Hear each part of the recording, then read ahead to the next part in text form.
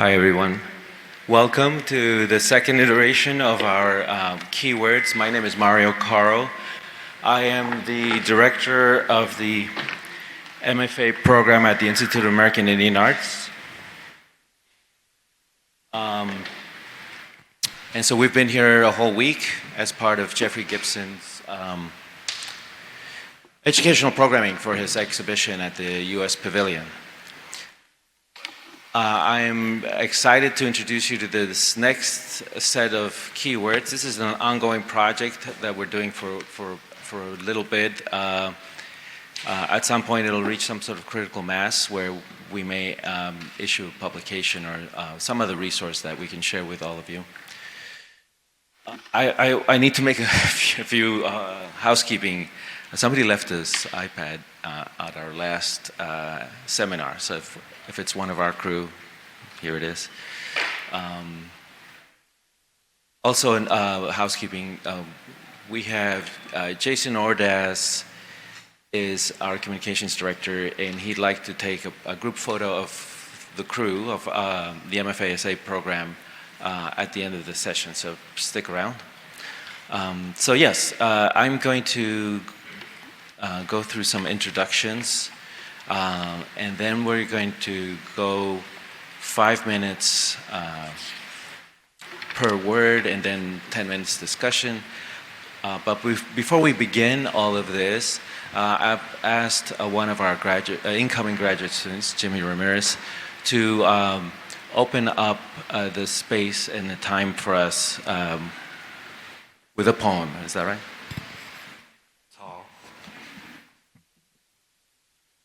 Thank you, everybody, for being here. I wanted to, before I read this poem, acknowledge the wombs that I come from, 6,000 miles that way, from Mary Helen Quintanilla Chacon and Martha Elena Orozco, my grandmother and my mother. The poem that I wanted to share today was written in 1964 by Salem Gibran, and a Palestinian poet. So I'll begin the poem. Flowers on your grave, America, dancing and songs on corpses. Nothing is left of you except movies, evoking laughter and tears. Yes, my dead brothers, evoking laughter and tears.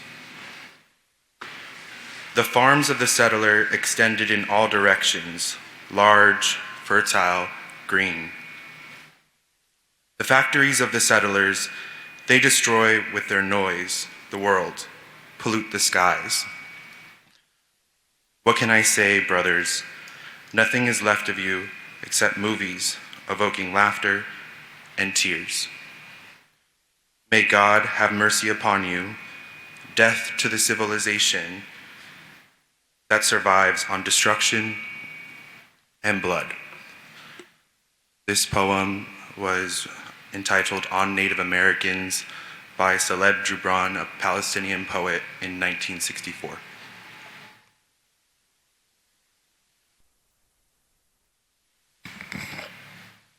Thank you, Jimmy. Okay, so I'm going to go through some rather fast intros, but oh no, actually, I remember we did it. You're going to introduce yourself, so I'm just going to flash the bio. So please go ahead.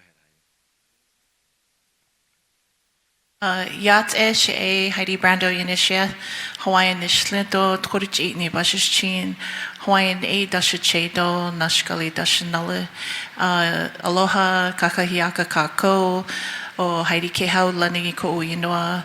My name is Heidi Kehau Lani Ko. I was going to say it again. My name is Heidi Brandow. I am Dene and Kanaka Maoli, or Navajo and Native Hawaiian, multidisciplinary artist based in Santa Fe, New Mexico, and faculty in the IIMFA Studio Arts program.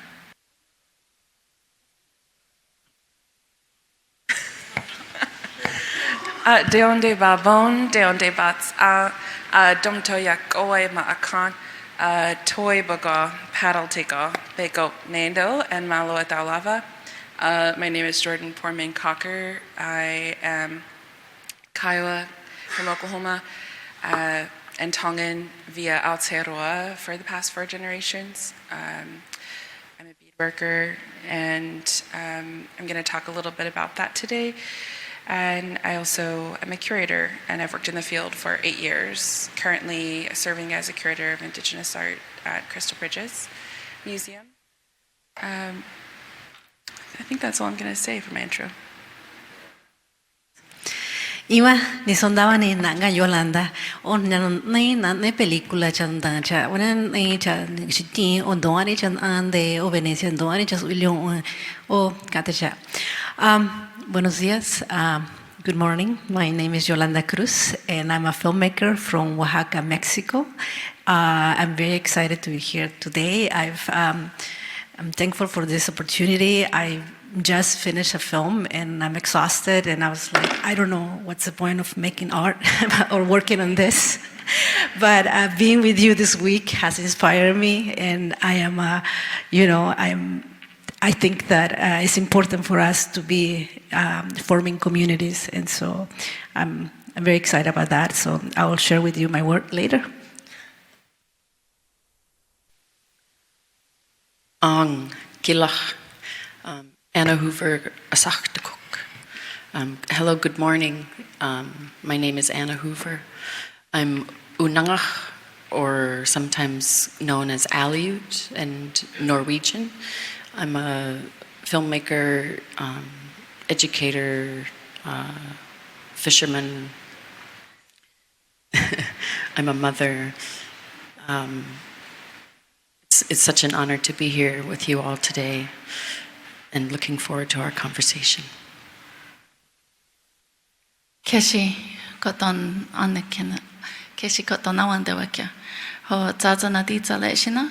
Ho Dacho anadin tawakwe hom tita anadin daktin tan lukia tawan Venezia awan ulak nawe sesho emma getsana.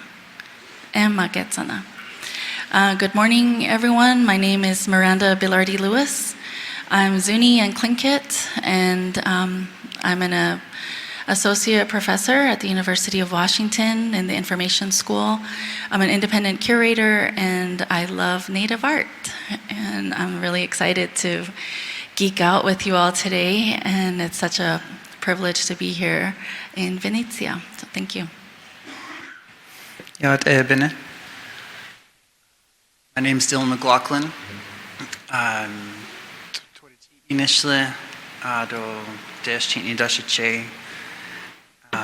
I'm from the Navajo Nation. I work as a mentor in this IAI MFA Studio Arts program, as well as I have an art practice.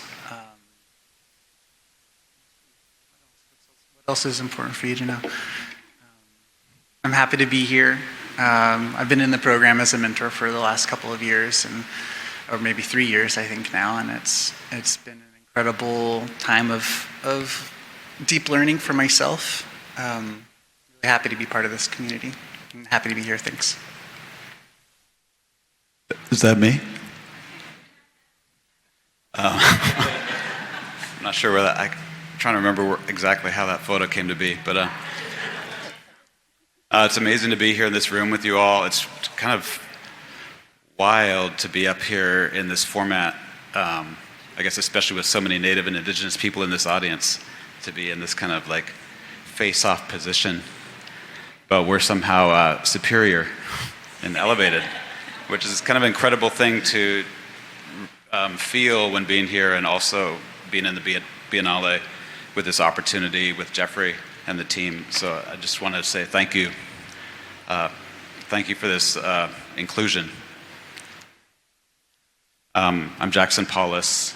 I'm Tlingit on my father's side, which always made me feel a little special in a kind of strange way. One, given that my father was an artist, gave me like an ability to kind of have access, so kind of privilege to that connection. And on the other hand, because it was a matrilineal culture, I felt a kind of separation and inability to access, even though I had that kind of strong lineage or ability to have that connection. So like I wasn't able to participate in dance groups, for example, growing up, because it was just 1,000 or like 5-hour flight away to my father's community, because he moved down to Ketchikan, Alaska to carve totem poles. So that's how I grew up and got into art in the first place. It also kind of heightened my sensitivity to this kind of performance of one's own culture, which I think has informed my art practice as a core contributor to New Red Order, which is a public secret society dedicated to examining desires for indigeneity, and looking at obstructions to indigenous growth and agency. I think I'll stop there, but if you can call 1888 New Red 1, or send a note to inform@newredorder.org. Yeah.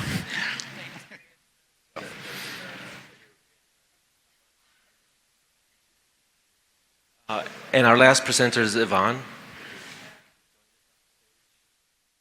Osio, usti, jisko usti, dakado, hi'a. My name is Yvonne Tiger. I am Cherokee, Muskogee, and Seminole from Oklahoma. I am a newly minted associate professor, and I am also an inch away from finishing my PhD. I ran away from art history for most of my education, or half of it, and because I'm the niece of Jerome Tiger, and that was a massive legacy to try to follow, and yet I kept getting pulled back into it. I always loved it. Art is in my family, in our blood, on both sides of my family. And so I'm here and proudly here as an Indigenous art historian, and as the art historian for this incoming cohort. And I'm grateful to be here with you all in Venezia. Bueno. Great. Thank you so much. Now we'll just start with the terminology. And Heidi, you're first.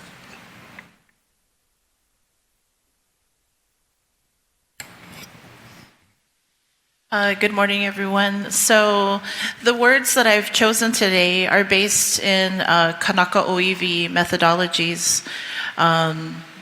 And the way that they've been described by Professor Oliveira, who teaches at the University of Hawaii, these terms, foundational terms and values systems of Hawaiian studies programs play a dual role by shaping the social fabric of Kanaka Maoli epistemology. This influence extends across various domains, including scholars, farmers, kumuhula, and other critical fields that persevere or that preserve cultural continuity and sovereignty among Kanaka Maoli. The words are as follows: la hui, collective identity and self-definition; ea, sovereignty and leadership; kuleana, positionality and obligations; pono, harmonious relationships, justice, and healing. The four principles can be compared to individual aho, or ropes, that, when intricately woven together, form what Haunani K. Trask, a political scholar and poet, calls a resistance rope. This interconnected rope functions as a symbol of solidarity for the Kanaka Maoli community. Each principle introduces specific questions that delve into the values inherent to the particular term. When implemented in educational settings, students are challenged to approach projects, ideas, concepts, and essentially all aspects of their academic journey through this lens. And equally, it can be applied, of course, to your day-to-day life and also in your creative and artistic practice. in my practice? Okay. So I guess I'm thinking, just as an example, when I'm thinking about kuleana, which I think is especially a term that we're thinking always as Native Hawaiians in sort of our intimate relationship with our families, but also in sort of a larger scale when we look at our communities, whether that be here or when I say here, I'm talking about the continental U.S. or Hawaii, in our communities back home. And kuleana really is like this urgency or this devotion to always considering the people that you are from and whenever you're making these decisions. It's like this inherent responsibility that we have when we're thinking about projects, when we're thinking about the ways that we engage with community, if those projects are in that sort of scope. What is the responsibility that we have in exhibiting or offering care when handling certain projects and in the relationships that we're building? Sort of alongside that, La Hui is sort of right along that in the sense that we are thinking of all of us.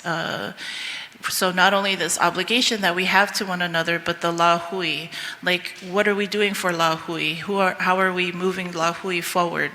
And La Hui being sort of this larger collective of people, of community. And Ea, of course, is something I think when thinking about, the work that I'm involved in, which oftentimes I was just talking to Sarah about this the other day, over dinner, part of my practice has also included working in collections, working with communities to reconnect with their material culture that are held, in this particular case, in private collections, so that they can reconnect with these materials, but also facilitate the return of materials back to their communities, really. A project that I've been a part of for the last 2 years, that exhibits this sort of application of Ea, has now seen over 400 materials go back home to their respective communities. Thank you. And it's really important work because it's, on one hand, affirming our right and our autonomy as people, but also, providing the opportunity to initiate and engage in healing. Some of the materials that do end up staying with the blessing of the communities, I've seen, they've been away for so long from their homes, and to see communities singing to them, to these materials, to see new work being made as an inspiration from the interactions that they've had with these materials. So the story continues, and in that way, it's really beautiful and meaningful to be a part of that type of work that really affirms Ea in our lives as a collective La Hui. And Pono, I have a nephew actually named Pono, and when I think of that, I think of him obviously, but I also think of Pono being like very righteous. So we're doing all of these things in a very like righteous way, like. Of course, it's not always like this, right? Like sometimes our things get complicated and we're not able to live in sort of these things in balance. But Pono is just really like thinking about, in my case, I would think about my ancestors and my family, like the obligations I have to family, and are the things that I'm doing representative of the people and the family that I represent. And am I uplifting the community that I'm from? A lot of work that I do really is about uplifting other artists and working in the background of that, documenting their stories and sharing it with the public, and finding ways to engage with in those conversations with communities nationwide, Native communities, that are meaningful and respectful and really share their story in very uplifted and meaningful ways. So that to me is being Pono in terms of finding those best practices that allow us to then fulfill or to incorporate all the other words that I've just mentioned. So, one of the things that we'd like to do with the project is to sort of have it be cumulative, right? So that we're building on these terms. One of the things that if you were with us on Tuesday, you'll note is that there might be some overlaps or ways in which the terms resonate. So it's interesting that you have these four terms that kind of relate to each other, that kind of feed into each other, connected to each other. It reminds me of the concentricity discussion. So one of the challenges for our students is often to sort of see the difference. Whenever we're doing, we have a course that does sort of a comparative look at different communities. And of course, in terms of just the notion of indigeneity, of colonization, the ways in which language, land, culture, all of those things are put in jeopardy. These are things that are shared, but they're very different conceptualizations of these kinds of practices and methodologies on the ground. So I'm just wondering how to tease that out a little bit. So I don't know if anybody has a contribution to that. I want to thank you, Heidi, for breaking, this ask that we had into 4 pieces. I think it's really helpful in really reconfiguring the constructions of, we hear this phrase keywords, and it's like, what is key? How do you distill these sorts of knowledges into 5 minutes into a single word or a phrase? But I love that you grouped it into 4. And the one that really resonated with me was a kuleana. So something that I think about a lot with my work in museums is, how these frameworks, well, I think museums and beyond, like the work of the role of artists in general.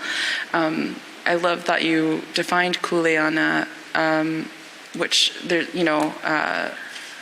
an overlap between kuleana and obligation, positionality. I've also heard that those words used as reciprocity, respect, which is slightly different. But I think, having it framed as obligations is really helpful because it is a way of really measuring how those moments of reciprocity or respect are enacted, to whom, and for what reasons. And I think, it's interesting to think about how these relationships are very antithetical to colonial structures, to academic structures, to museum institutions. But, life finds a way. And I also really appreciate that you brought in the words of Honani K. Trask, who is a very strong Indigenous feminist, and her talk about her public lecture that was recorded and has recently reemerged on social media about Hawaiian positionality, even in the context of the U.S., where she says we are not Americans. And this resurgence of Kanaka Maoli and Hawaiian language versus identifying as Hawaiian, I think it's all sort of connected to that. And so I wanted to just say thank you for breaking this down even further than something as simple as like, key phrase, let's use English.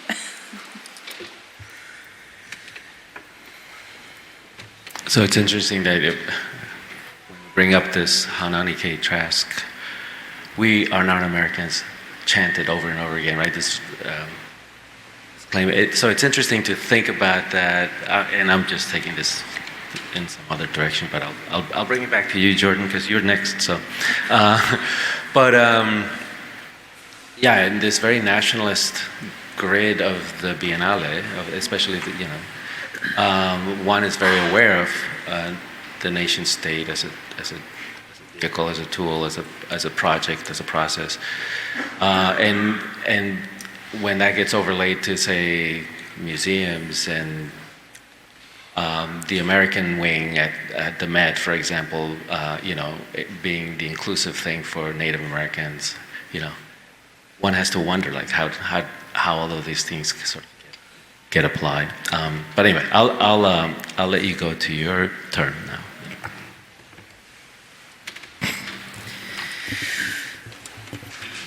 So the term that I'm going to talk about today is bongo. And I'm going to do a little language with y'all. So in Kiowa, you pop the K on this word, so it's bongo. So I'm going to say it, and then I want you to say it. Bongo. Go. Bongo. Oh, that's not bad. So this word in English roughly translates to lay down beads or to do beadwork, and is a reference to the Kiowa art form of beadwork. For me, this word means a lot, and shout out to Travis Mamadady, who is part of my clan, who is a language teacher. He provided the definition in English.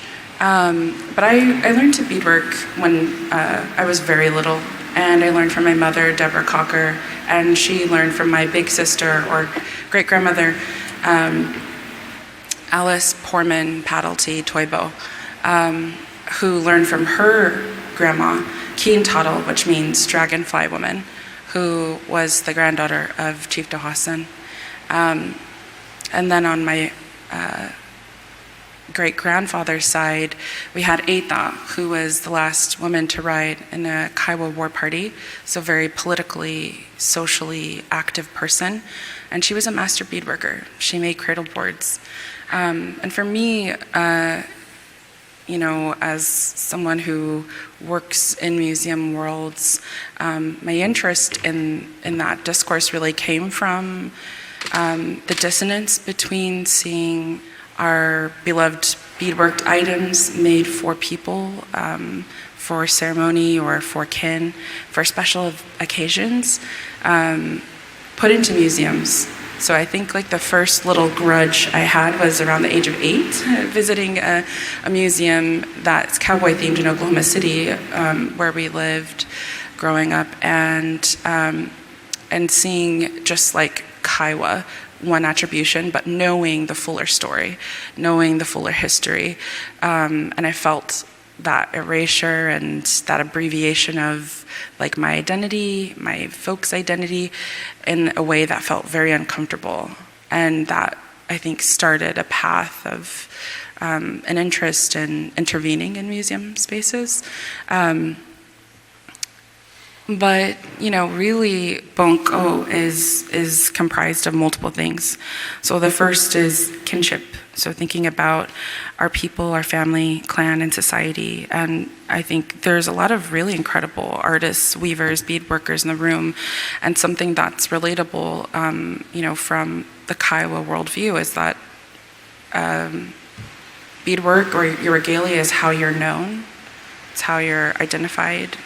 Your clan, your family. It's a way of becoming legible to our own societies within our own nations and then with other indigenous nations. And so I think that sort of power and self-narrative is really important to flesh out, that the kinship can be between each other, between, who I'm beading for or who I'm making for, but also for the world, for a creator. Even if no one else saw some of the things that are made, it's just made for us. And I think there's a beautiful resonance between what I was raised on and what I know about Kiowa beadwork and the way that I see beadwork in the Biennale. I was like unsure, because in these large spaces, I think there's always that feeling. It's like, oh, I hope it goes really well. But with the history that we have with museums, with exhibitions in general, we know that there's much to be righted in the here and now and in the future. And so, so kinship is really important. The context and design. So the context for me is is about, that story of who this is made for. And if, I'm always curious about the life of an object. This last fall, I was part of a repatriation that was funded by the Going Home Fund, which received endowment from the Mellon Foundation, where the Museum of Cherokee People and other museums were invited to think about voluntary repatriation, so not just NAGPRA or works that fall under NAGPRA, culturally sensitive works, but works that just need to go home. And the fund is about connecting communities and really just funding that expense, which includes shipping, appraisals, all sorts of research on both ends, consultation. So part of that experience was bringing home really joyfully a bantop, which is a Kiowa cradle board, and it belonged to originally Ella Ruby Onco in the late 1800s and early 1900s is when it was made, and her grandniece, Miss Anita Onco, who is in her 80s now, was the descendant that welcomed it back. And so I think, for me, that was a really joyful experience, and it really brought together sort of two working ways of thinking about, the obligations and the positionality of my work. But it was also really heavy because there was an acknowledgement that the Kiowa Museum doesn't have any historical Kiowa cradle boards, and this was the first one to come back. And that blew my mind because I assumed, that we would have that in collection, but really, folks don't put, in our communities, they don't put things in museums, they have them in families. So all of the older cradle boards that survived, this period of collection, salvage anthropology collection, they're still in the families. So I thought that was really amazing that the museum now has this cradle board, this bantop that came home. And I feel like it's important also to kind of track to some of the broader knowledges that inform my ongoing research. There's a quote by N. Scott Momaday that I refer to often, who passed towards the end of last year. And it says, "We are what we imagine. Our very existence consists of our imagination of ourselves. Our best destiny is to imagine, at least completely, who and what and that we are. The greatest tragedy that can befall us is to go unimagined." And I love his words as I think about Bongkop and its role in my life, not just as a process, but also as a function that can sort of lead to better ethics and better decision making in a curatorial context. So part of the ways that I think about Kiowa beadwork as a practitioner, as somebody that walks in multiple spaces, is, how can the art form of Kiowa beadwork, of Bongkop, inform curatorial practices and approaches through the exploration of incorporating Kiowa values and systems of knowledge housed within. The next step down from that process is to give away. So after the labor of laying down beads, of collecting materials with love, is to give with intention. And so I'm going to pause there. That's a good place to stop.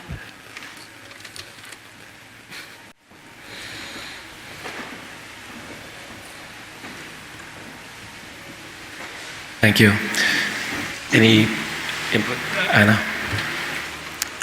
Thank you, Jordan. I love this connection between the making and the kinship.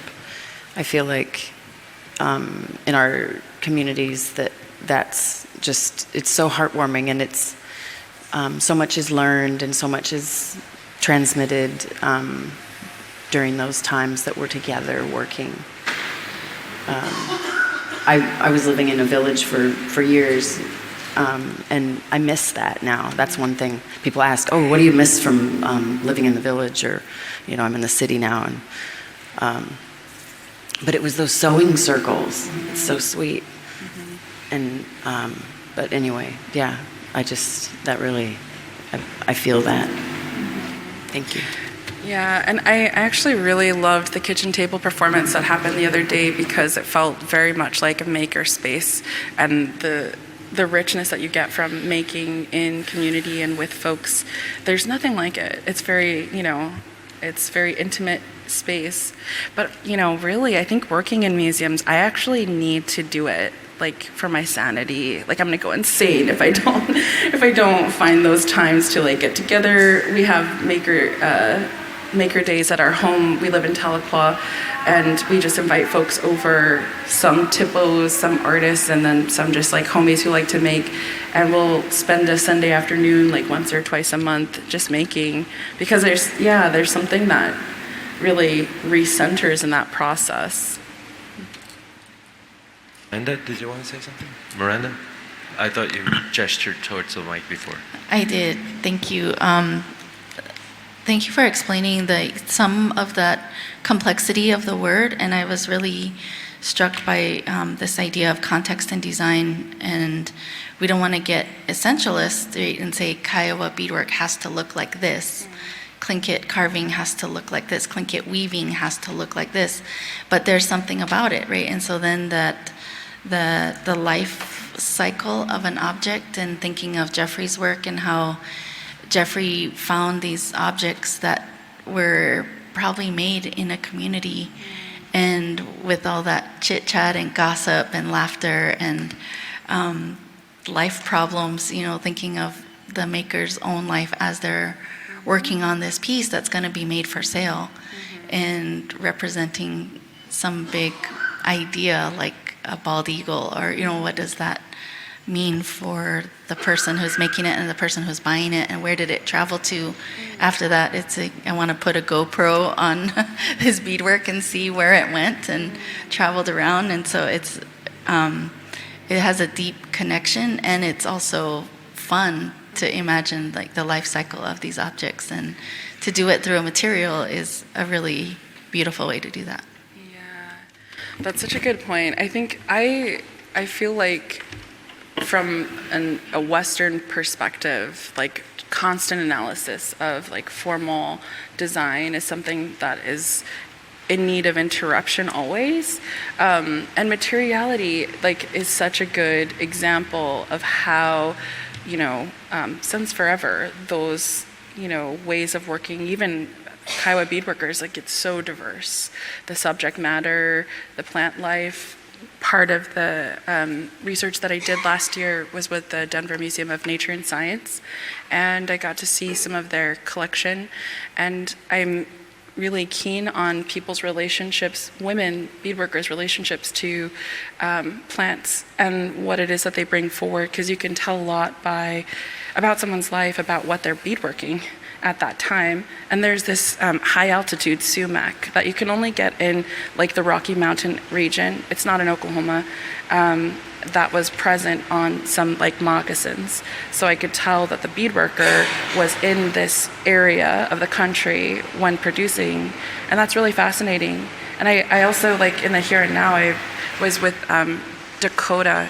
We went to a weaving demonstration that was so gorgeous. They were making Italian velvet, and I was like, I'm working on a cradle board. I'm gonna buy this keychain because I can afford it, and I'm gonna put it on top of there as a little mobile. But it's that too. We bring those materials and experiences and travels into that conversation. Can I say something? Yeah, go ahead.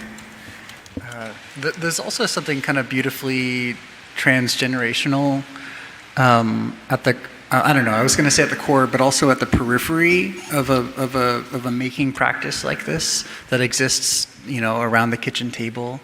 One of our grad students, Kathleen Wall, put it so eloquently, kind of in a deconstruction. I'm not going to say everything you said because I think that those are your words, but so eloquently in our sort of breaking down after the performance that our students did at the Biennale a couple days ago, just kind of what it's like to be, like a grandchild on the periphery of a practice like this, of a communal practice where there's storytelling, there's maybe food, there's smells, there's kind of this multisensorial experience that's happening that also transmits knowledge and all like stories and information. I mean, this might sound obvious, but also it's profound, and I think that it's beautiful to, as you start to get older, to start to recognize how that type of information synthesizes in ourselves, in our practice, in the way we carry ourselves. When I was younger, I come from a family of silversmiths, of Navajo silversmiths on both sides of my mother's family, and so I would watch my grandparents making jewelry, and I feel like that information just kind of was distilled into my body in ways that I think I'm only now really starting to understand as at this point in my life, I'm starting to comprehend. To be honest, I don't even know if I have the words for it yet, but I'm starting to comprehend like what happens when that information is just kind of stored in your body, and how you're able to start obviously accessing it throughout your lifetime. But what happens when you start to have these sort of intuitive like inklings, or like desire was one of the last words of the panel. These little like impulses to follow some of the knowledge that come from those settings. I haven't made jewelry throughout my lifetime, but I'm at a point in my life where I feel like everything that I'm doing is in reference to the practice of silversmithing. And so I just wanted to kind of also talk about how, kind of a simple core practice like this also leads to like these much larger peripheral kind of unfoldings of, I mean, of a lot of things, of culture, obviously, of language, obviously, of aesthetics. Thanks so much. Maybe we should move on now to Yolanda.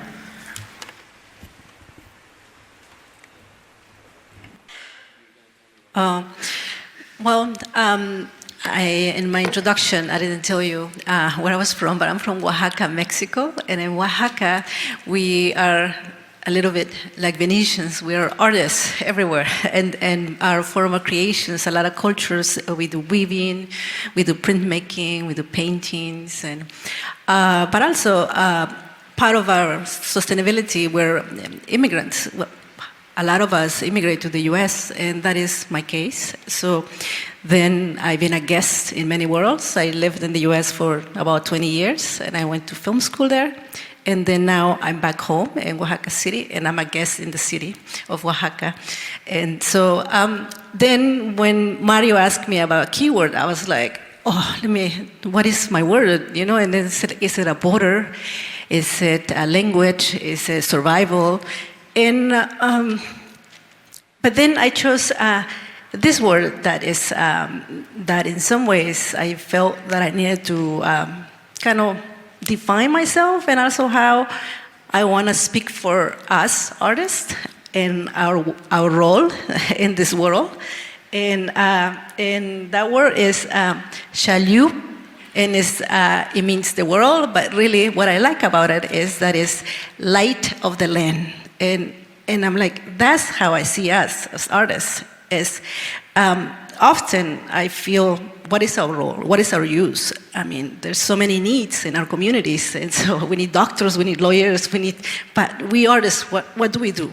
But I think that what we do is that we shine our lights, like on things that are not looked up on, and also we shine it for our own communities too. So I think that something, at least for myself, I'm like, I don't, I don't have a PhD, but I think that being proud and be able to share that with other artists in my community, and even for the next generation, that it is important what we do, that what the work that we do, it is important for our community. And so my chosen artwork is film. And it is a little bit difficult because in some ways it requires a lot of money to make films, and there is already establishment of what is filmmaking, But then also I do see film in my community as a tool to maintain our language, to promote our traditions and our history, and to also to create dialogue, and also to entertain ourselves. So there are a lot of issues that I'm trying to combine in film, but this is why I like film, because I think that we can do that. And so then light to me is like, okay, I shine the light onto this land, and to these issues, and to this language, and to this problem. And then, but also, I am grounded. I need that land to be, to sustain me and to get up. And then, so that's why I chose this word, the light of the land. I'm like, okay, my work shines some light into this land.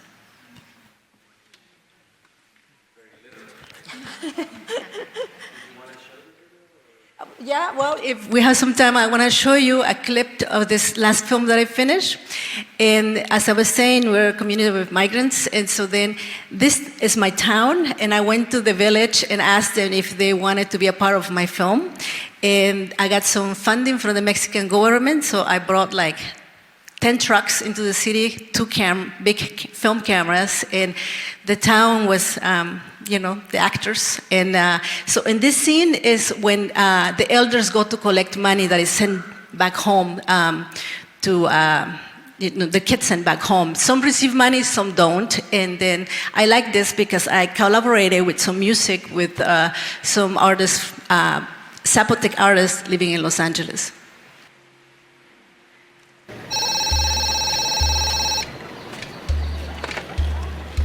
Si no quieres pagar, deja de transferir a mi tienda y se acabó. Estoy muy ocupada. Bueno. I want to speak to Alfredo. This is Nicole. You again? Yes, me again. Where is he? Why should I know where Alfredo is? Did you try his cell phone? He's not answering. Well, if he is not answering, he is either hungover or he doesn't want to speak to you. And neither do I. María.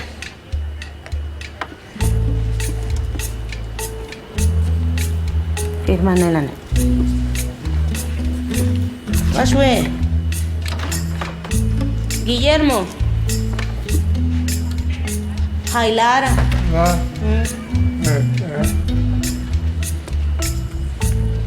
Severiana. Cala.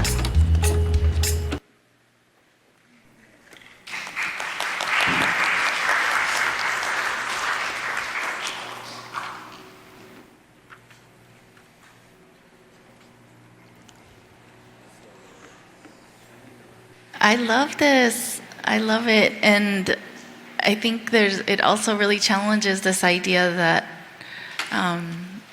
we don't want to participate, and say, oh, that's Hollywood, that's a big screen. And you say, hey guys, I have some films here. You want to be in my movie? And they say, yes.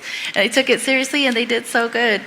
It seems like there's a lot of self-consciousness that sometimes we have in front of a camera, but I think as soon as you ignore it, it just really makes a lot of sense, and especially to be part of that, showing your own life is really important. Thank you for sharing.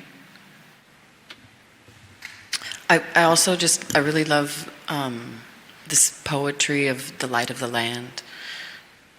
I assume your language is very poetic based on that.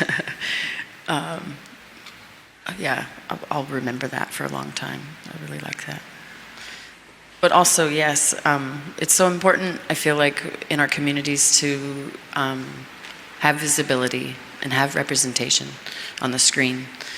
And I've had the opportunity to write on a children's television show for public broadcast in America, and it's called Molly of Denali, and it shows it's the first Indigenous family on children's television.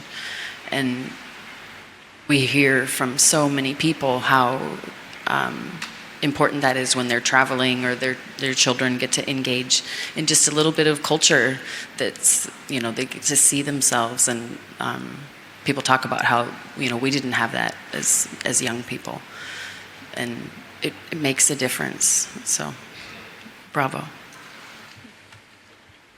I have to say, it's such colorful light that you're shedding. The colors on that is just wonderful. Yeah, go ahead.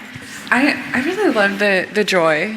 I think something that I'm like constantly seeking out in my own work, in other artists' work, is like ease. Because I think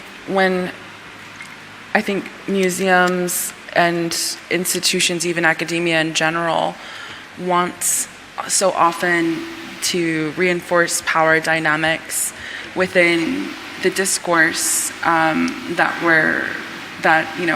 folks are invited to participate in, and oftentimes like the power dynamic comes through the emission of like joy, of wonder, of like, I think there's something really nice about creating, film that can hold space for laughter, for joy, for absurdity, for just sort of like the everyday.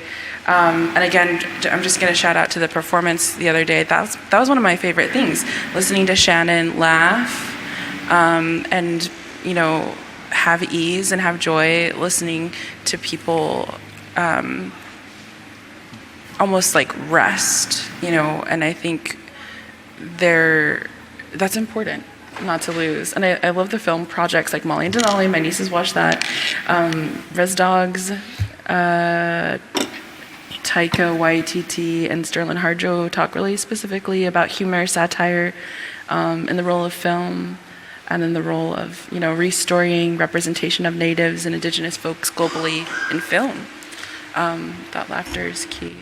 I think it's very important to laugh, and I think it's something that I do I want to share with the next generation, with youth, that, it's like we're not just always serious. And I think that also I'm very grateful that I got to see Jeffrey's work, and that's like, yes, we're alive, And so that's, I think that's for me important to share. When often we see films about Indigenous communities, so there are always like the subjects and always like, struggling to make a living, So I'm like, no, we're alive and we're trying to do the best of it. Yeah. And, all of these quotidian, these everyday scenes that, go way beyond like an ethnographic kind of legacy. Thank you so much, Yolanda. We'll go to another filmmaker, right? I think you're next, Donna. Okay, wonderful. Thank you. So when I was tasked with trying to think of a word or a phrase, I really tried to think of what is at the basis of all the decisions I make, I guess, and creative decisions, I suppose. And because I feel like as artists, we have this ability to imagine things in our minds and then bring them into reality. And so if we can imagine like our healthy earth for ever and ever, for 10,000 more years, then maybe it's possible. And so I really think about the health of the earth a lot. And I've been such a dedicated recycler my whole life, and now I'm really disappointed to learn the reality of recycling. But anyway, so for me, my word was ecosystem. And I just feel like I really do have this deep respect for the places that I come from, and that I want all the animals to be able to continue to coexist in the way that they're designed. And so up here, I don't know, I might read this as well, but there's this elder who I learned about through Jean Quick to See Smith's writing, Dan Wildcat. He identifies an ecosystem as a model of society for natives. Further, he says that natives' greatest goods are respect and ecosystem sustainability, whereas Westerners believe individual liberty and utilitarianism are the greatest goods. And so I just feel like, as I visit places, I think of the trash that I leave behind. Like, I can't escape this relationship that I have with leaving a footprint. I've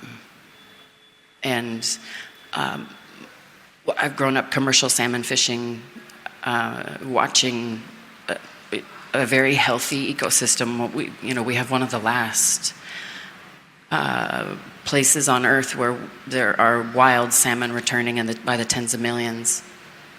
That's been shut down throughout Europe, the Atlantic coast of America, up, California, Oregon. Now even in Alaska, we're starting to see the Yukon River actually has failed, which means that our native people are even no longer able to harvest subsistence salmon on the Yukon River. It's such a famous river in our world anyway. It's the gold rush, right? But and then I guess another concept I wanted to share was that my dad used to talk about Mother Nature's garden, and I feel like that's another nice framework to think of an ecosystem as just it's been designed a certain way. We don't need to better it. We can observe it and learn from it,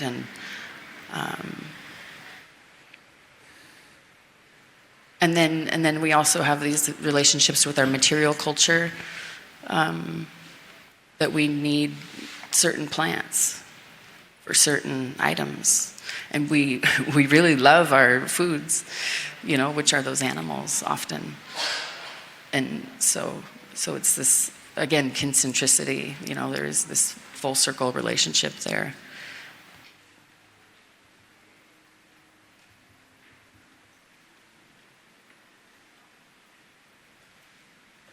I think that's all I have to share. Thank you, Anna. It's interesting to think about, well, obviously the relationality is there already.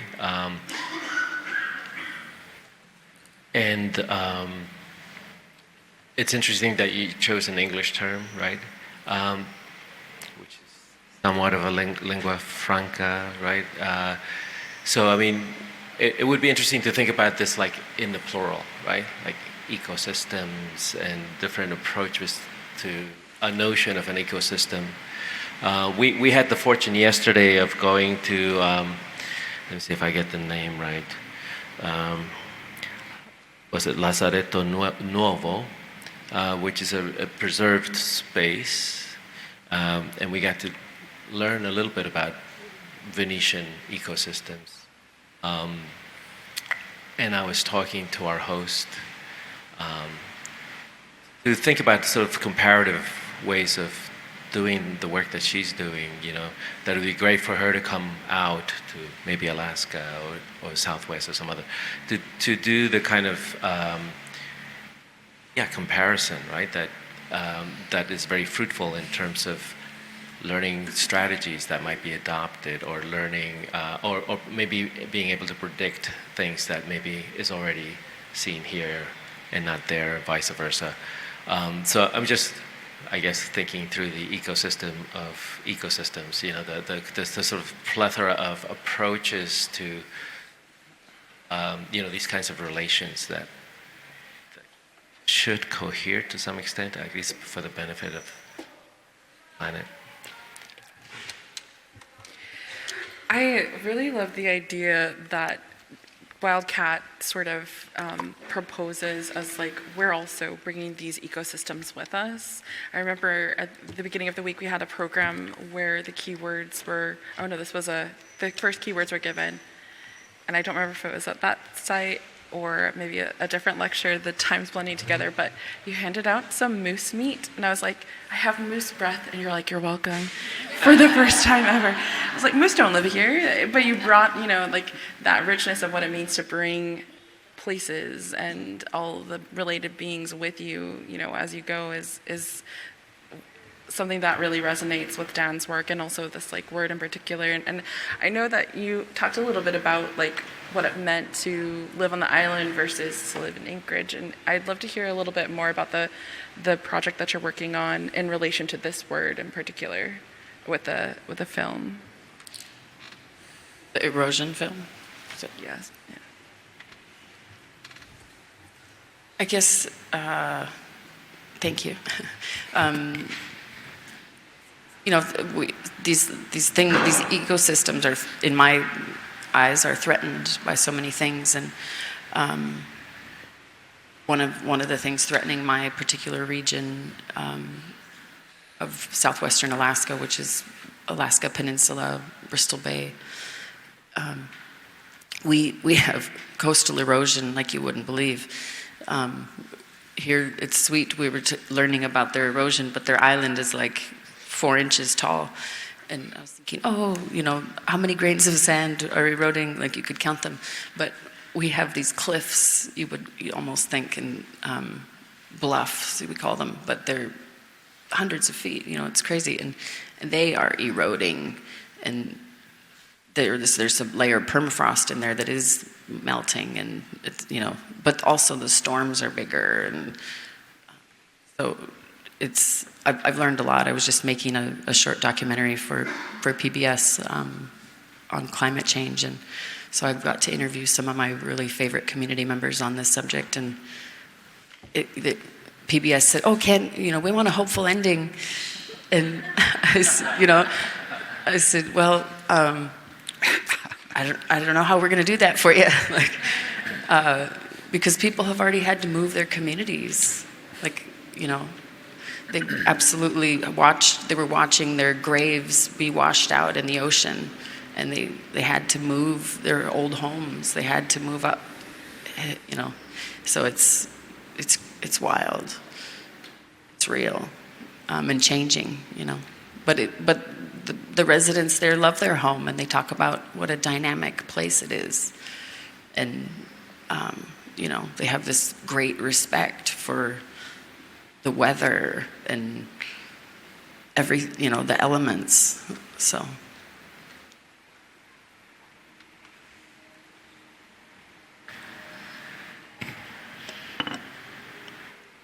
Okay, great.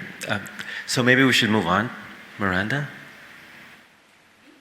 I think you're next, yes.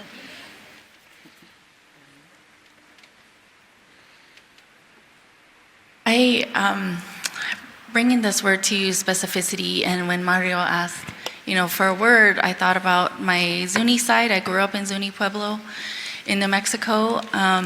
We went to Southeast Alaska every summer and went to our fish camp outside of Hoonah, Alaska, in Excursion Inlet.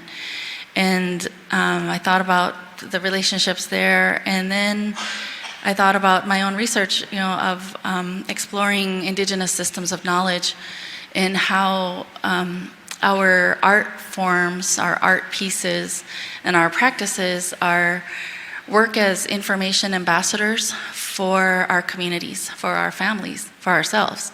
And I study how Native art, indigenous art communicates information and knowledge intergenerationally, so within our own families, and cross-culturally when they're consumed by people outside of our communities.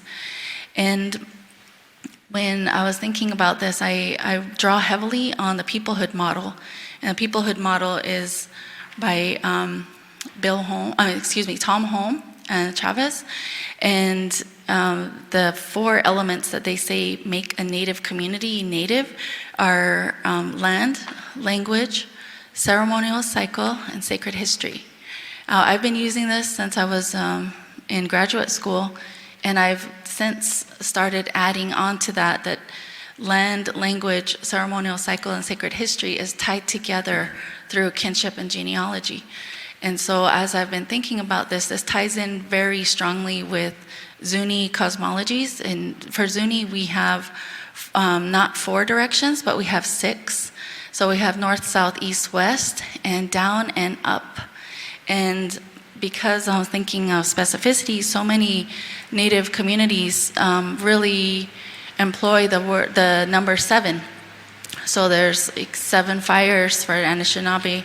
There's 7 generations thinking, whether you see that as 7 generations from now, or we are in the middle of, where our grandparents, grandchildren, and we have grandchildren that we have to think about. So whether we're at the beginning or in the middle of those 7 generations, it depends on you.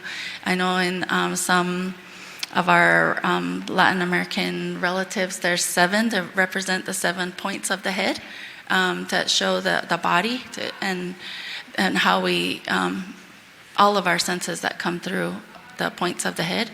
And so I offered to you 7 points of specificity, and because I was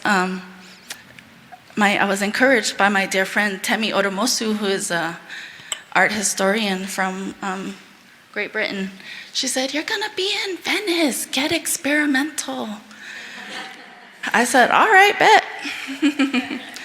So I'm offering you 7 points of specificity here. So it's land, language, ceremonial cycle, and sacred history. I'm collapsing into one category, and kinship.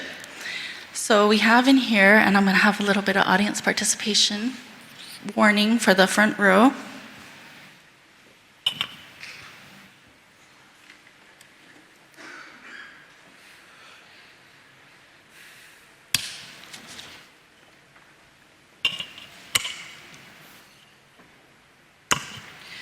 Because we can talk about these things in a very academic way, and we do. I've spent my career training myself to think of things in a very academic way. So that way it'll be published, so that way I can make the case that I can be a curator.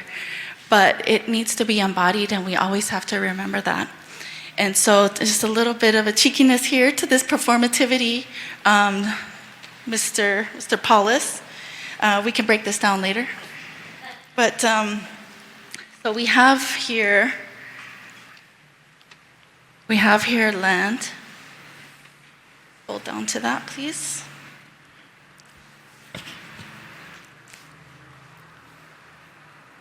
We have language.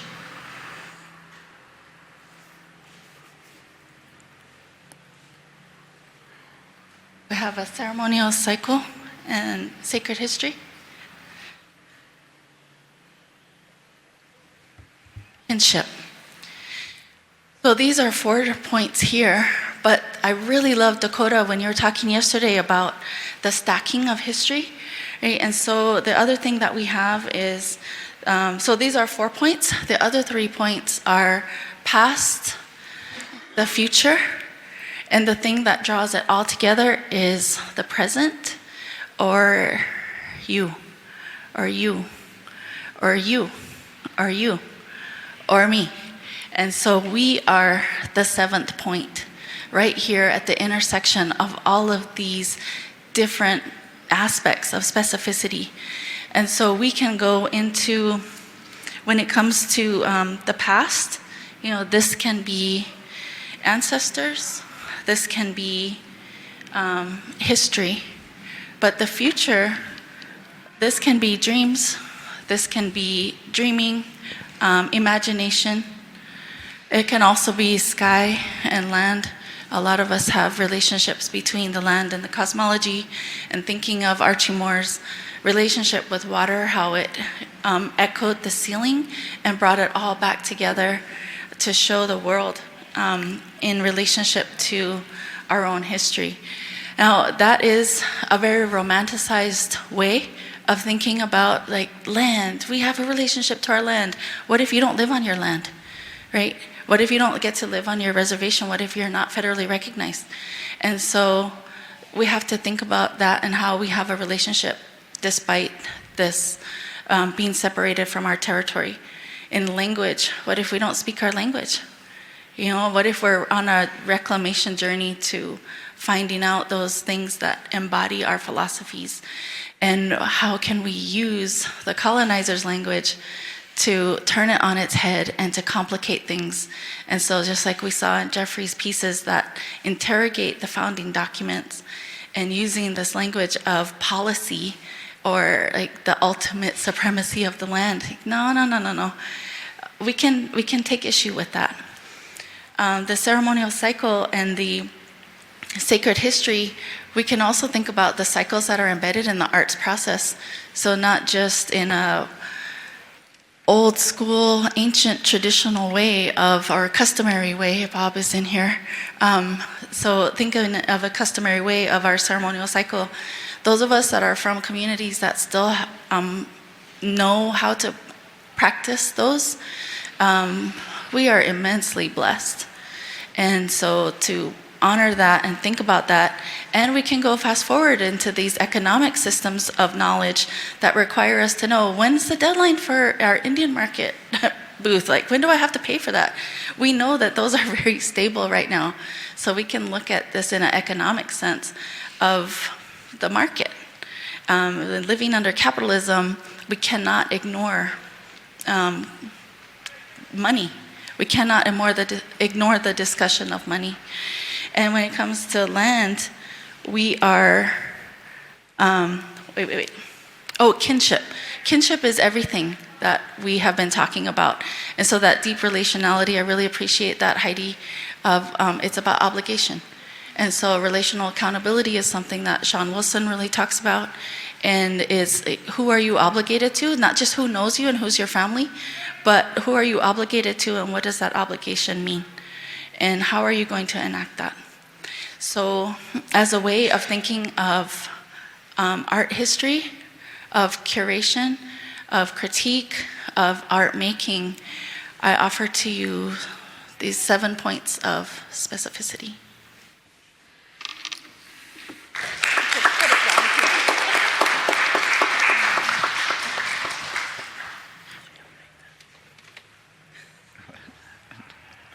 Thanks so much. I mean, it's wonderful to have that spatialized, right? To kind of have it occupy place in an interesting way, because it not only kind of illustrates very vividly the relationality, but it inculcates you some way. Like, you know, you have, whether we're back here or you're holding one of the ribbons, whatever, we're in relation to that structure. Yeah, any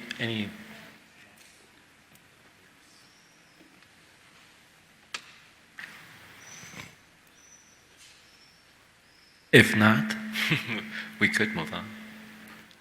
I just wanted to say thank you, Miranda, for that, and for kind of bringing that those concern for specificity into this discussion. I think that in a lot of ways I was thinking about my own specificity, which I'll probably elaborate on, but thinking about how my chosen word in some ways actually could perhaps translate to specificity in terms of thinking through the ways that, and using an English word that has to do with perhaps a native concept, and making that translation, there's a risk of abstraction and reduction. Whereas if you use a native word, there might be a risk of extraction. But then we're able to kind of still make the choice to celebrate that and uplift those, because the obligation is on us to transmit knowledge and make things easier for future generations. So I really appreciate the way you articulate that in such a clear way, much more clearly than I could hope.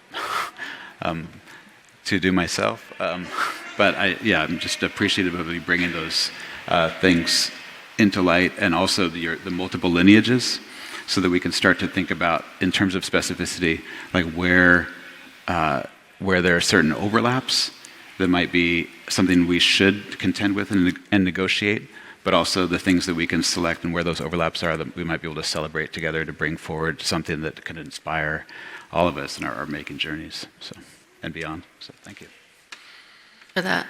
And I was also thinking about Bob's comments the other day when he said, "You need to go home."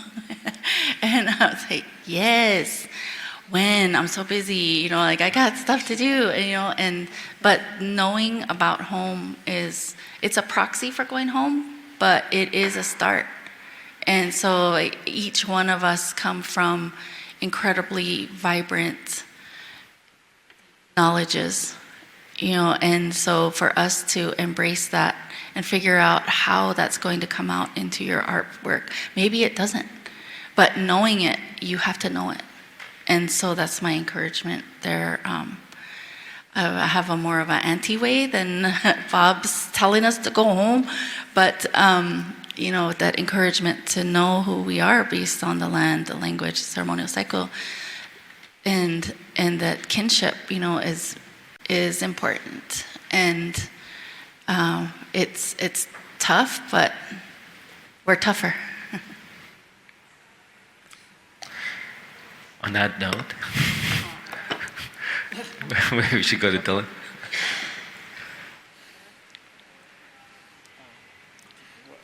Dylan, you're up next with your word.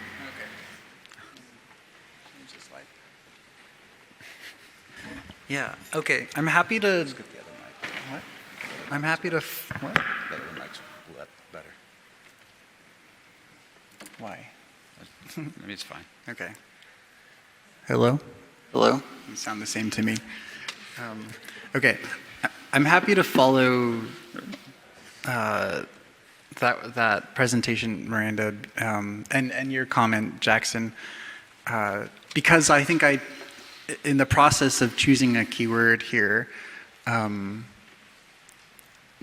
took almost I don't want to call it like an opposite approach, but a slightly different approach to get to maybe the similar space of specificity. When Mario prompted us to provide a keyword for these panels, I wanted to take the opportunity to deconstruct a very general terminology that I think is really also very core to a lot of the language that we use. I find myself in presentation talking so often about methodologies, and I think that's kind of inherently maybe like it's not necessary to be said out loud here. I mean, I don't think that anyone has used the word methodology today. You're right. This is a little easier. And so I wanted to offer this sort of starting point of focusing on methodology, which is this very kind of general term here, but speak to it from a very personal space of what informs or what can inform a methodology of praxis. So what is developing a methodology? What does the practice of developing a methodology look like? A lot of the terminology that is being presented, that have been presented on these panels, are, I think, knowledge systems that really kind of extend a lot further beyond like our individuality and beyond sort of our individual scholarship. But that being said, I think that it's also like we're using these larger systems that we're connected to, like Miranda illustrated here, to inform how we personally are navigating our creative practices. So I wanted to just take a little bit of time to maybe just offer a little bit of how I've come into my methodologies of praxis, and maybe open it up to the panel to see if anyone else wants to comment or talk about that. So I started my career as a as a filmmaker, and the long story short is it was a few years for me of deconstructing a lot of what felt like being in conversation with, I mean, this is not to speak to Yolanda's approach as a filmmaker, but in my experiences working as a filmmaker, it was a confrontation with colonial technologies and colonial terminologies, or what I identified as colonial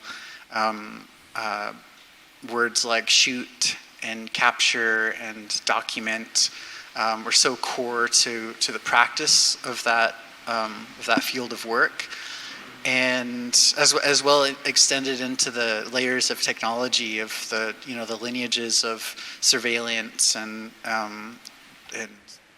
missile guidance systems and drones, and I mean there's a whole long legacy of colonial violence that exists within some of the technologies that we're utilizing, and so my first impulse was to replace some of these terminologies with what I was identifying at the time as generative terminology. So thinking about words like grow and gather and share, but also all the while leaning into these ideas of contradiction, because I think that I realized that I couldn't have, let me see, how do I say it?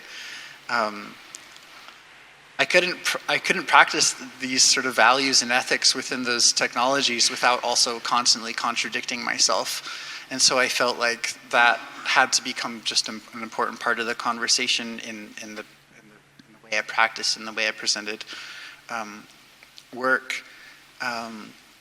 But I don't know. I guess the long story short is it sent me down this long sort of pathway that has gotten me to where I'm at about establishing a creative practice that is about deconstruction, that is about criticality, that is about leaning into complexity. I mean, even what Anna was just saying about recycling. I mean, it's useful for us, I think, to lean into some of the complexity of the systems around us that we are engaging in, especially as artists. A lot of our relationship to materials, I think, can be approached with some really sort of ideal approaches about respect and relationality. I mean, this was brought up in the previous panel about relationship to materials. But I personally find that we are also kind of constantly contradicting a lot of that. I mean, the amount of waste that the Biennale is producing. Anyway, that's a whole other long conversation. But yeah, I wanted to sort of open up to the panel to see if anyone else had a comment about what informs your practice of developing methodologies.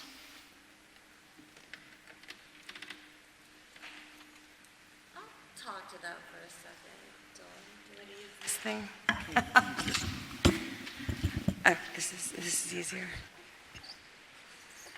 Yeah, I'm glad that you've brought this up, because I think as Indigenous scholars and people working with methodologies, and especially where in places and communities that don't have clearly defined methods in place, I mean, we know that some communities do and they're very strong, that continuing to go through Western institutional spaces that actually don't take into consideration Indigenous presence in place and instead continue to invisibilize us, has created a real issue in terms of finding a methodological practice that can sustain our work. And so that's really been the basis of my work, because I have 3 graduate degrees. And for all of them, it was that methodological process that hindered my work. Quite often, it took up space It took up time. It kind of forced me into using Western methodological practices almost constantly until I could identify how I wanted to do this, and also to be in a PhD program where I had the space and sort of the privilege to push back and say no and to refuse. And so my method, the basis of my methodological practice is refusal. And so it is a determination to cite the fire, as Dakota was at my talk and witnessed that. The decision to make ethical choices about who I cite. This isn't for students, no, just kidding. But do think about the ethical choices of who you cite. Am I going to force you to regurgitate the masters, old dead white European men, because they said stuff earlier, like our community is saying things. These are the people that should fill your bibliography. These are the people who you should be allowing to take up that space. As academics, we're holding that space. We're using space, we're holding space for you, we're using space, we're holding space for community. And so I'm really grateful that you've brought this up, because the complexity of it, if you really have to dig deep, and you're required to produce these documents that where you have to be explicit about your methods. For me, when I finally figured out in relationship to spaces like this where people said, I had the worst time, I felt alienated, I felt alone, and when you find out that other Indigenous scholars have experienced the same thing you have, you finally feel like you are vindicated. You are not alone, but you need to write about that. And that is where my methods comes from. It's based on the experience of multiple Indigenous scholars and artists who have been alienated by the process and instead have enacted refusal, like me. And so it's been really fruitful and wonderful and generative. So thanks, Dylan. Hey, Dylan, I appreciate this, especially because my students are really working their way through learning the complexity, the nuance of Indigenous research methodologies. And I really draw on and lean on Kanakamali scholar Manu Aluli Meyer, who also says specificity leads to universality. And she also said epistemology, the reason we don't like that word is because it has the word piss in it. And she also said that, that's just a really, really fancy word that means, how do you know what you know? And so I think that this really applies to art making, and the study of art is on both sides of that coin is, how do you know what you know? And where does that come from? And this, appreciate that, Yvonne, of the radical citation practices of, in my writing, I always cite, brown women first, and then go into everybody else. And that's leaving those little nuggets in the endnotes or the footnotes of that trail that Jeffrey is also trying to build in his book, of like this thread that you can lead to somebody somewhere in their artistic practice, and so it can be reflected to somebody in the future, is all tied into what we do now as part of our research. So thank you.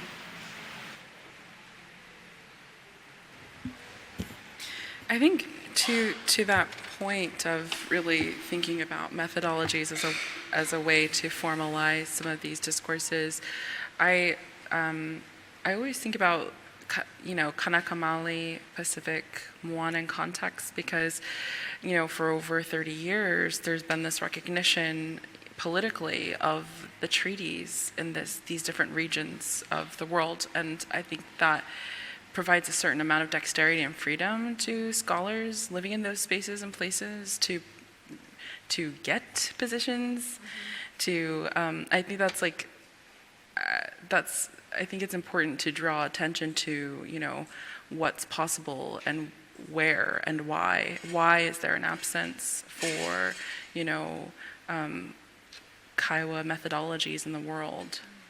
Why is there an absence for, people filling these incredible positions and, in these institutions that provide folks access? You kind of touched on, Yvonne, the feeling that a lot of people get, even just going into universities or museums, that they don't belong. And that's reinforced in like micro ways, regular aggression, systemic racism. And when there's not a network of support from within the institution in these positions, the turnover rate for students is super high. And so it's like, I always think about the folks that informed, my, the development of the methodologies that I'm engaging, folks like Teresia Teiwa, who was the director of Indigenous and Pacifica Studies at Victoria University of Wellington, because what she really delivered to me, and I think many students talk about this, is a sense of place, a sense of you can create space, and this is how, and these are the people to cite, who have been working publishing over the last 30 years, publishing in the last 5 years.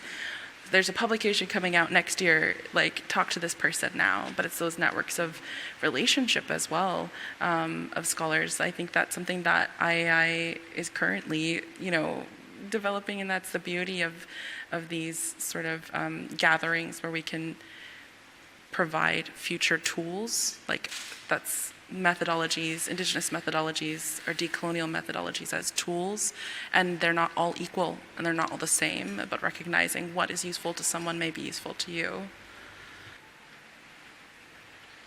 Just really quickly. Yeah, I think it's good. Thank you. Thank you for saying that, actually, because I've spent a lot of time thinking about this. I think it came about when there was a group of Maori folks that came up to New Mexico, and the Americans for Indian Opportunity were hosting them. And so I was just speaking with some other Pueblo folks who were there and seeing sort of the limitations on one hand of the lack of those treaties, or the lack of like a political entity, if you will, or political recognition, like for Native Americans in comparison to, say, Native Hawaiians, and how that's informed, I think, some of these relationships that exist or don't exist among Native Hawaiians and Native Americans. And I think that you're right, you're onto something with that, like recognizing that because there's this sort of like gray area for Pacifica people, that it actually has inspired us or our communities to really think more broadly and develop these additional ways of knowing and methodologies and ontologies and all the G's. So yeah, I'm really appreciative of the fact that you've kind of teased that out. So yeah, thanks.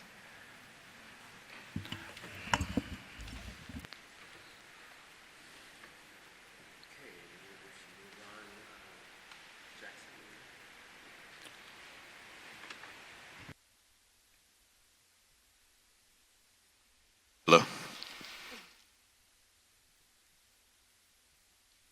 Just want to thank you, Dylan, for this recent conversation. Just thinking about methodologies, the way that Miranda described the way it might apply to an art practice in some way, as in addition to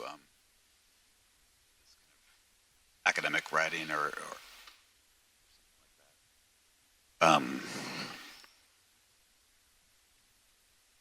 thinking about the reflection, like the etymology, like where does this come from?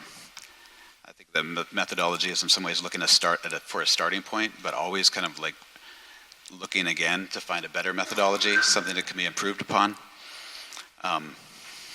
honed maybe. When I say improved, I just think of all the risks of saying the word improvement and that all that entails when it's perhaps something unchecked with regard to the imposition of colonial mindset onto others. So I also just want to acknowledge that the word I'm using is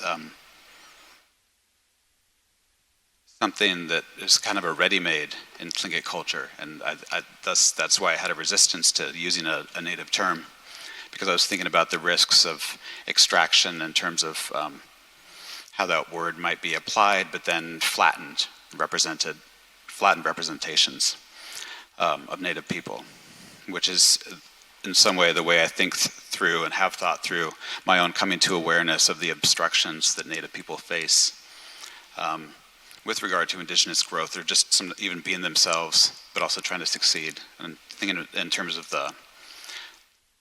those obstructions, one might be the denial of contemporaneity. Natives always put into the past. So even to use a native term might be contributing to this idea that like I can't adapt or can't be conversant in these other modes of being and relating and talking in the art world or something like that. But then there are these terms that might, you're still looking for something that might apply, that might relate to the specificity that you've experienced. So thinking about this term allowed me, and I'm just going to read it right now. The word means literally an owned of purchased thing. That typo is, sorry, excuse me. That typo is because it's captured from a photo from a book from 1987 by Downhauer, Richard and Nora Downhauer, who are a husband and wife team. Nora was Tlingit, Richard was German. They both studied anthropology, and they did a lot of translation work in Tlingit communities in terms of trying to identify distinctions that made Tlingit thought unique. So the word means literally an owned or purchased thing. The concepts thing, owned, and purchased are equally important. The thing may be land, geographic features such as a mountain, a landmark, an historical site, a place such as Glacier Bay, a heavenly body, a spirit, a name, an artistic design, or a range of other things.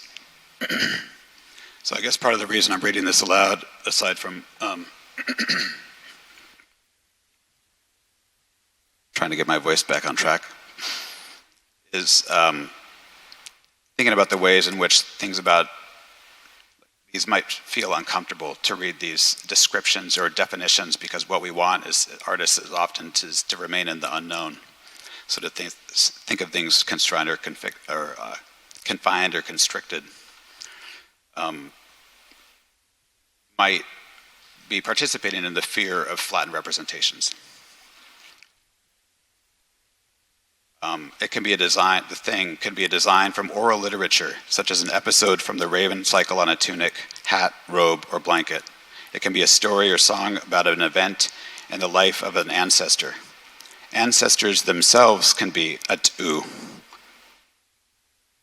So I'm going to keep reading it, but I just want to note that like kind of flattening or conversion of people into things, or this kind of hyper-territoriality that seems to begin to emerge with regard to something that can be owned or reduced, is in some ways an uncomfortable overlap with what might seem to be Western practices of capitalism, etc. So it starts to have like trouble in terms of like how, and this is something also that Christopher Bracken wrote about in the Potlatch Papers, this kind of in the movement of colonial government westward into the Northwest Coast area, those government supervisors saw themselves reflected in a lot of practices. They couldn't define themselves in terms of like natives have no notion of property. Maybe that argument had by now been governmentally exhausted, but they saw too much of themselves in the native, and the native was like in acts of mimesis copying government officials and adapting, so that it kind of contributed to the expansion of salvage ethnography at that time. and the formation of anthropology.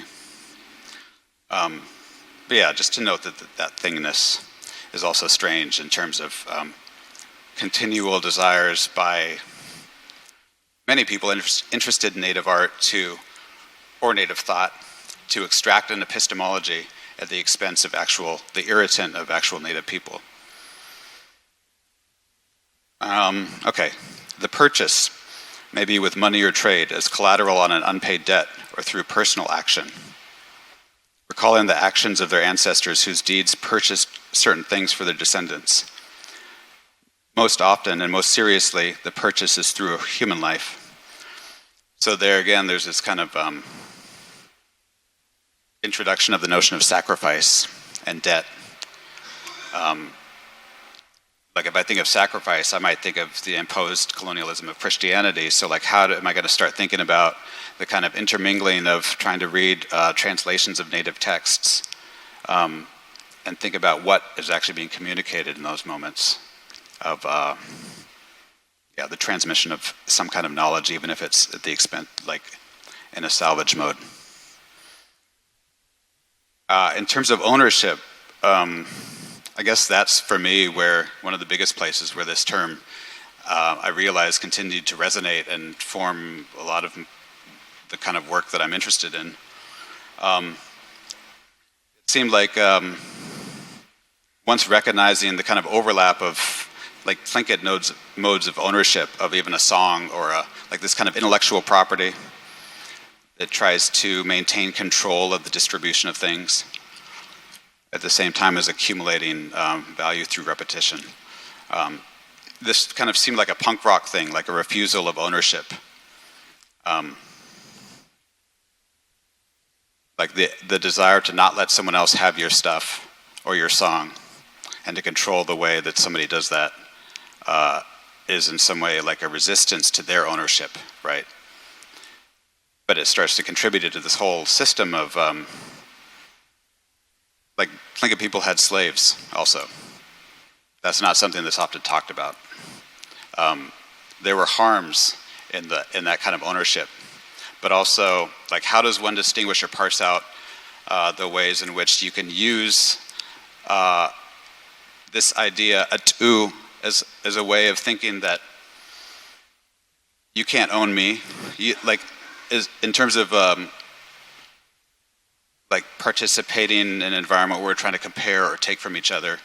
Like this term is not something that overlaps. It deconstructs the kind of sameness, but it also might introduce another level of sameness and trying to take over things. So how do we negotiate with that? How do we check ourselves before we wreck ourselves? This is kind of like embedded in some way in this term, perhaps. So yeah, I think I'll stop there.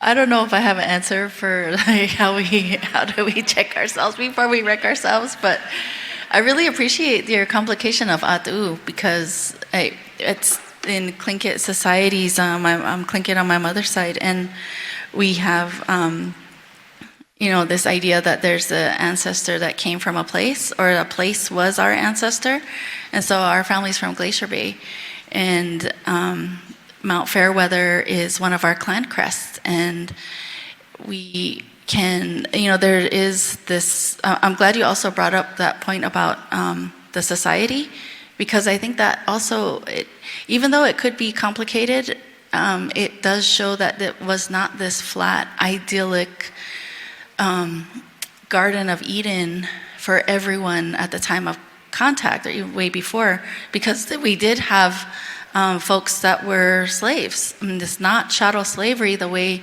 black folks experience it in different parts of the world, but it was not egalitarian society, and for us to acknowledge that is really important.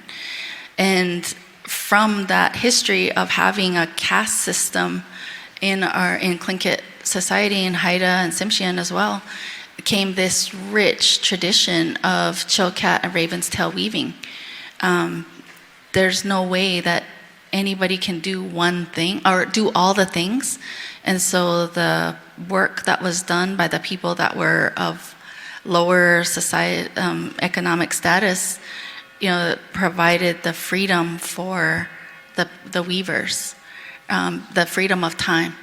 And so that legacy is embedded in that practice too. And I think it's kind of helpful in that way that we can alleviate ourselves. So we don't have to do all the things. There was specific roles for specific people. And so you don't have to do the language and the art and the singing and the dancing and the canoe carving and you don't have to do all those things because there were roles for different people, and everyone working together made the society strong, made it very strong. And so I don't think that At'u is applicable broadly, but it is a very specific way to think about Tlingit art. I think this is such a great word for the context of this program here. This is something, like, theoretically that I've been thinking about a lot, with this circulation of materials, even like stone, but of course beads and goods through this place, and the way that it was used, that art has been used to create power, to locate power, to diminish power, to diminish class systems here. It's something that I think a lot about, and it came out in a kind of funny way. We were in Murano on the first couple days, my husband Chris and I, and we were pouring through these bead shops, and I was looking for very specific beads, and he was like, "Do you think we should like stop?" And I was like, "No, I have an ancestor that was traded for beads, and I want to see how good these look. Like, I need to see them. What did they look like?" Anyway, but I think, even thinking about that kinship, there's a resonance with At'u in something that is intersectional to like those kinships between material people and like shifting power internally within a nation and externally within these other places. And I think about the folks who made material kin of like ribbons and identify nationally as a nation with this material. There's Jenny Tonpahote's writing around crafting an Indigenous nation. She talks a lot about how craft and the process of craft is actually that what solidifies sovereignty. It's a robe, it's a cradle, it's these very specific items and adornments that are the intersection of all of these networks of power that are not for everyone. They're only for, some. And I think that this is such a great word to bring to this place for those reasons as well. And I mean, it's interesting to see across culturally how the history of Italy is built in very much a similar way. Thank you, Jordan, for that. And thank you, Miranda, as well. But just thinking about one thing I forgot to note, and just thinking about the accrual of value and the separation, like the reification of power that's happening in these kind of individual events of acquisition or ownership is also something that is, like, in terms of then looking again for the difference is that I don't know if it says here, sorry, my back hurts, but it's not individual ownership, it's clan ownership. So then you start to have to reckon with the conundrum of, like, not only did Tlingit people own slaves, but also warred with each other and raided each other as clans. In terms of nationhood or nation formation or thoughts about nationhood, we see that there's an increase in interest in Indigenous art and growth and support for that. And this seems like something that's happening in some ways exponentially due to the hard work of so many people who have been fighting for so long for this, including in this room.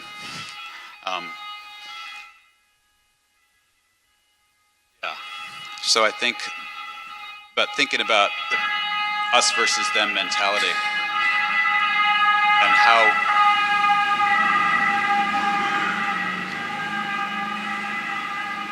how we're going to survive,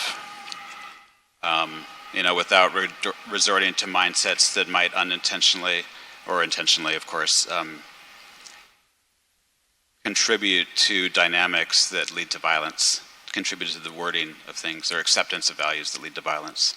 How can we stop that in each moment that we're thinking or speaking about a term, even if that really slows things down? Yeah, so I guess I just think about that in terms of like how do we know when and where we have to stop, or what we have to jettison from something, from what is internally colonialized.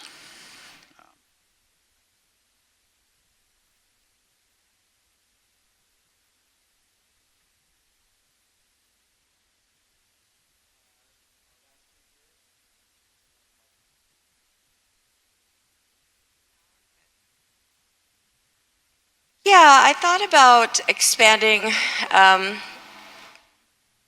on this slide, but then I thought, no, I'll just talk to you about it. My word is a Cherokee word. It's gadugi. And I wanted to make sure that in this moment I bring Roy Boney with me. He is my wordsmith. He is my kin. And he has helped me contextualize my dissertation throughout, without definition, our language, our Chalaki language. And so I just want you to keep that name in mind here while I talk about this word. So Gadugi, as the screen says, denotes people who work in relationality and work in community together. It's a word that Wilma Mankiller used often throughout her entire time as our first and only female chief, because it was how she established herself within our community as somebody who could be a leader. She had many projects that required Gadugi. And Gadugi, not to flatten the word out, this work that community does together, don't build this image of like, yay, we're all working in harmony. That isn't necessarily what happens, and it wasn't what she encountered. She encountered pushback.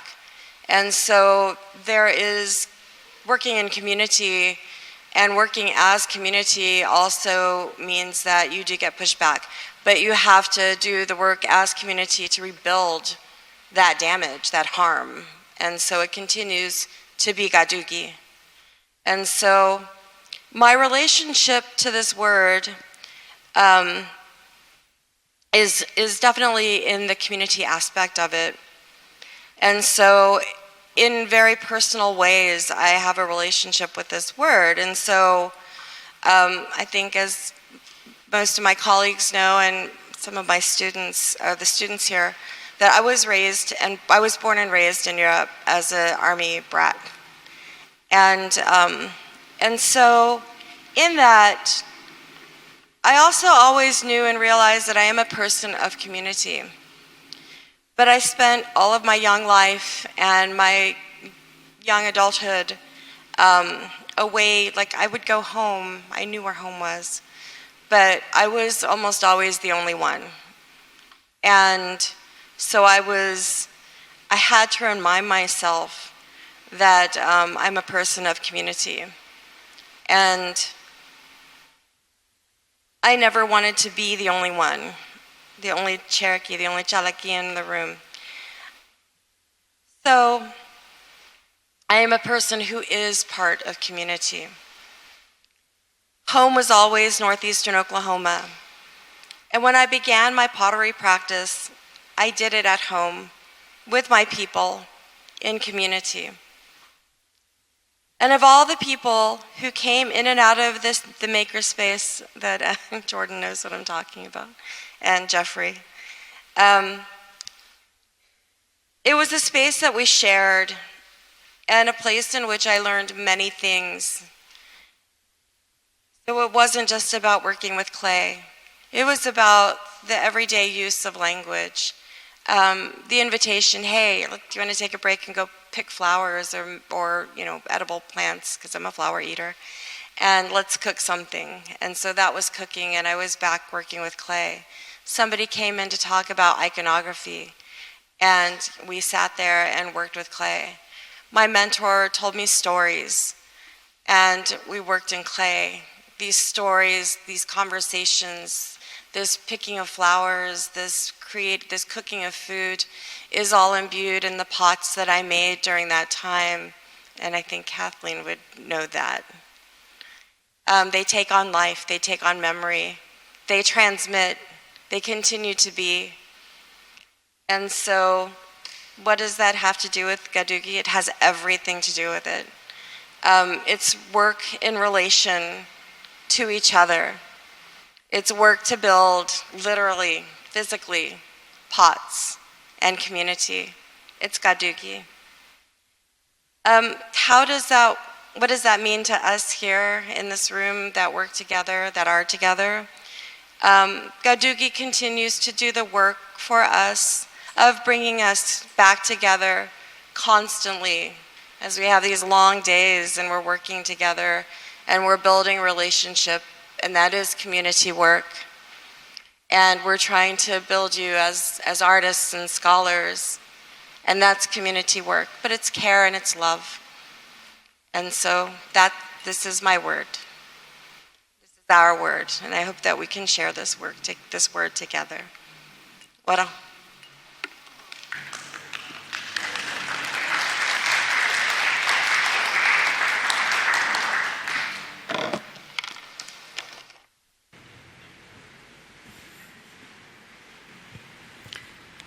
I love that kinship has kind of been a theme today. I don't think that we planned that. It's just so. It's medicine. It's sweet when it's an ingredient. We benefit.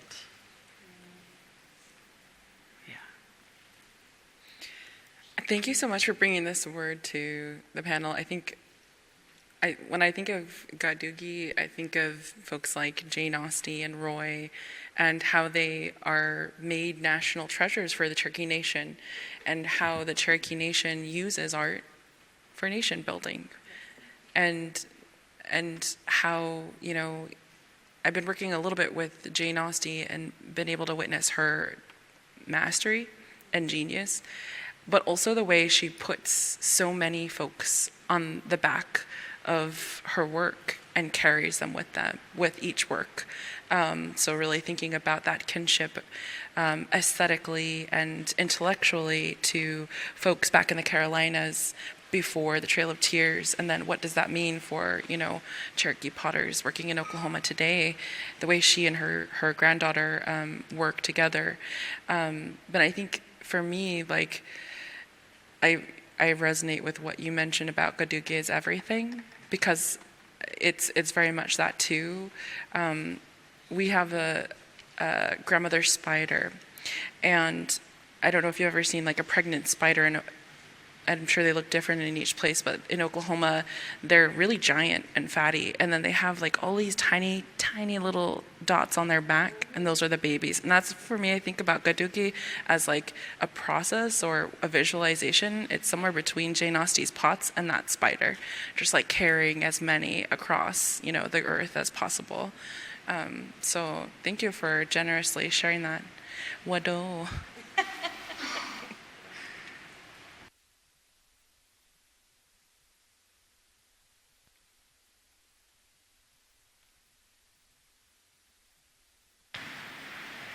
Else?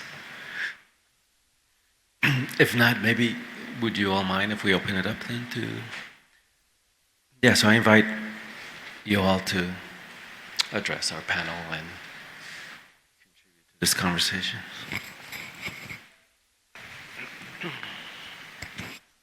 Yeah, thank you all. I guess I want to push on Dan Wildcat's possibly reductive binary he's setting up of, I guess if we're thinking about our own stewardship of our lands, isn't collective utilitarianism necessary for ecosystem sustainability?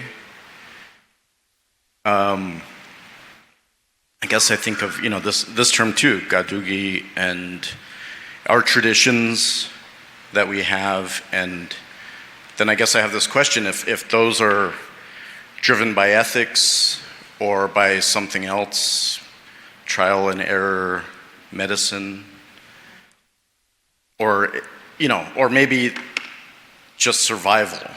And if it is survival, then we have this ecosystem that takes into accountability these disruptions, but also things that are maybe necessary, like sacrifice, human sacrifice, cannibalism. Where's Andrew? Either figuratively or literally. I don't think it's as simple as maybe dividing those two things. But I don't know. It was just a question. I know for Gadugi, we have other terms that I considered and that I had submitted that are there. The terms that can go along or live next to Gadugi to treat the existence of one another as sacred, to struggle to hold on to one another and never let go, are terms that really come from the Trail of Tears. And so they were there before, but they've taken on a different context because of that colonial violence and the death and loss of so many people, that we do treat each other's existence as sacred. We do struggle to hold on to each other because in that period, and even after that struggle to hold on to each other is and continues to be really real and very difficult. And so it isn't a flattening out. It's such a complex and many layered, and as y'all showed us in the last panel, this verticality of relationality and kinship. And so that's my only contribution to this.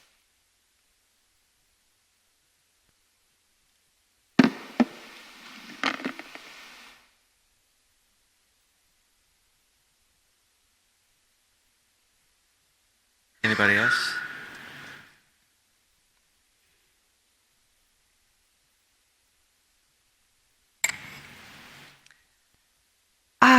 I think I just have a comment. Maybe it's because I was away from you all yesterday, but I'm feeling really overwhelmed this morning, this afternoon, with just all the keywords that have been shared this week, because I feel like something really profound has happened here,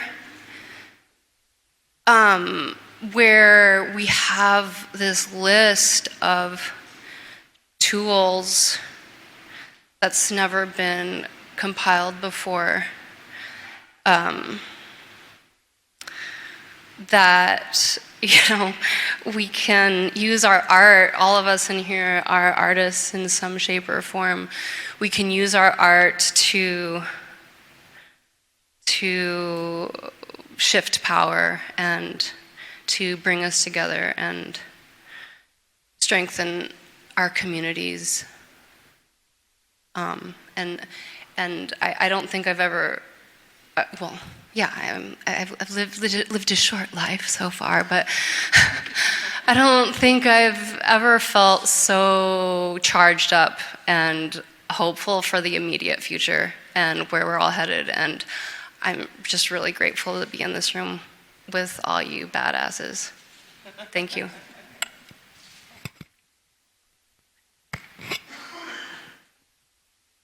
Sorry, I stepped out for a second. But I did want to say that I want to acknowledge Jordan's word and also Jackson's word, because to me they're kind of like together. For one, it's really awesome to have a scholar that does beadwork, because it's like I get so frustrated to defend beadwork, right? But how for a lot of people, maybe in like something we kind of share in our cultures, Jordan and I and I interpreted that your word as like beadwork as generational too, and at least in my culture too, it's a gift. It's like a divine gift that you're given, and so it's deeper than just doing beadwork, right? I mean, beadwork is kind of new for us anyway, technically, but in my family, I had a great grandmother who did beadwork, but it kind of ended with her at first, and then I picked it up, and I believe that I was given that gift from her, like through her spirit, that she gives me that gift. So it's really, I mean, beadwork is just very, very deep. It's more than just a craft. I mean, I don't call it a craft, but so it means a lot, and it's a lot of things that could be interpreted, right? And then Jackson's word, how I felt that connected there, because and also like probably like Jordan knows and other people from our area, like the plains and the central region of the country, like it made me understand why a lot of us people that way are very defensive of our designs and our artwork, that if someone steals it or borrows it, that's like a big thing that we get frustrated with. But also, to a way that we are almost transactional with it, and I don't like using that term transactional, but it's just kind of all I can really think of right now. But it's like, well, we'll give you this design, but what will you give me? Or I'll give you this right to do this thing, what will you give me? And I think that a lot of Native people don't like to think that our people were transactional or were like we had that sort of sense of economy, but we did, and it's throughout all. It's even more than just that. It's like for us, like how when we pray so much for something, but then the Creator will then ask, well, what are you going to give back for it? How much does that prayer mean to you to give back to it? And that's more than just transactional. Yeah. So I thought that they kind of went together in a way. So thank you guys for using those terms.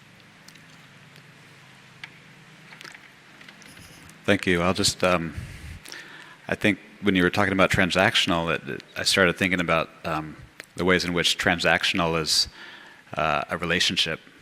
Might seem the opposite, but at least it's the start of that.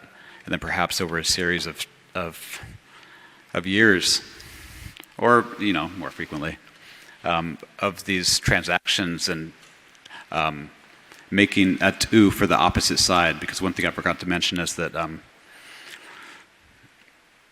a lot of the, when things become atu, is it a moment of usually a potlatch or a celebration where these names are kind of bestowed or value is accrued upon something or multiple, a piece which may not have been atu at one time becomes that. Even if it's created, hundreds of years ago, it could at one moment become that. But just the ways in which that transaction actually is a starting of something and a restarting of something. And that is something that we can also, value as we, grow with each other and build this kind of, this kinship with each other. Yeah, and just to kind of build off of that, I think this word is like an iceberg. Like, it can't cover it in 5 minutes. But I think the role of Bonko, at least as I've been given it since childhood, is also about maintaining the nation. It's about maintaining place. It can be very assertive. There was this cradle board that was posted online by a curator of Native art who's non-Native, and they said, oh, this is such a conundrum. Like, I don't know what all these different, aesthetic symbols and, like it kind of, they made it seem like it was confusing and a hodgepodge. But I think like for, like that generational knowledge, it's used in a way for like legibility. So I was like, I didn't respond online because there's that opacity conversation of what's shared with who and when and how. I just actually responded to my network of peep workers. But you know, it made perfect sense, the cradle board, because it was a marriage. So the child brought together two clans from two different nations, and the beadwork told the story of that child. So that child was like a symbol, and the cradle was that thing that let everybody know what was happening there. And so it's like, I mean, I think in that, you use the word transaction, and I think, I don't know if I would use that word, but I do know that, like, it is a negotiation of relationships of power, of place, and people, and like the material culture circulates around that. And I kind of flippantly shared that story about, you know, someone was given for beads, but that also happened right before the U.S. moved westward into Indian Territory. You know, we had an intersection with the Spanish, and so I think it's all of those stories too. And when you get that granular, like Miranda said it really well, in specificity, there's a universality that can be achieved where we can get so close to a material that we learn about, you know, all of these multiple perspectives of broader concepts.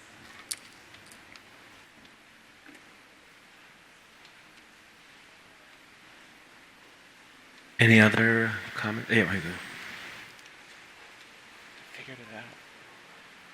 Figured it out. Yes, I would like to thank you very much for this morning. It's so much insight, and I would like to address to the last two contributions. As I understand, the concept of ownership that you mentioned is not a purchase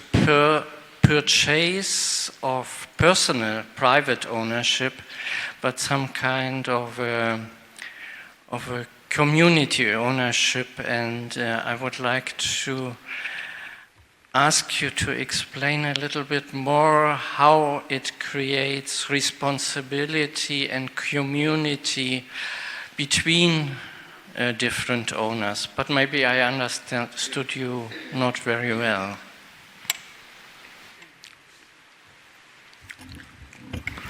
Yeah, I think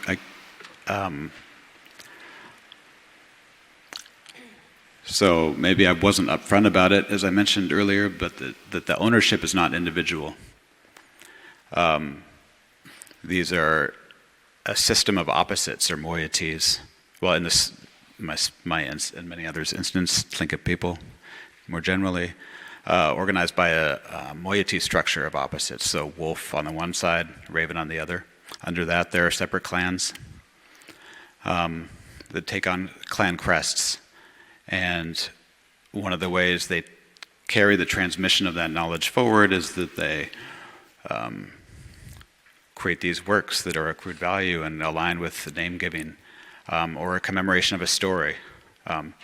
So it's the kind of capturing of these either properties or territories or ideas, and finding a way to create a kind of system of ownership of that, probably so that they will survive and so they can be transmitted.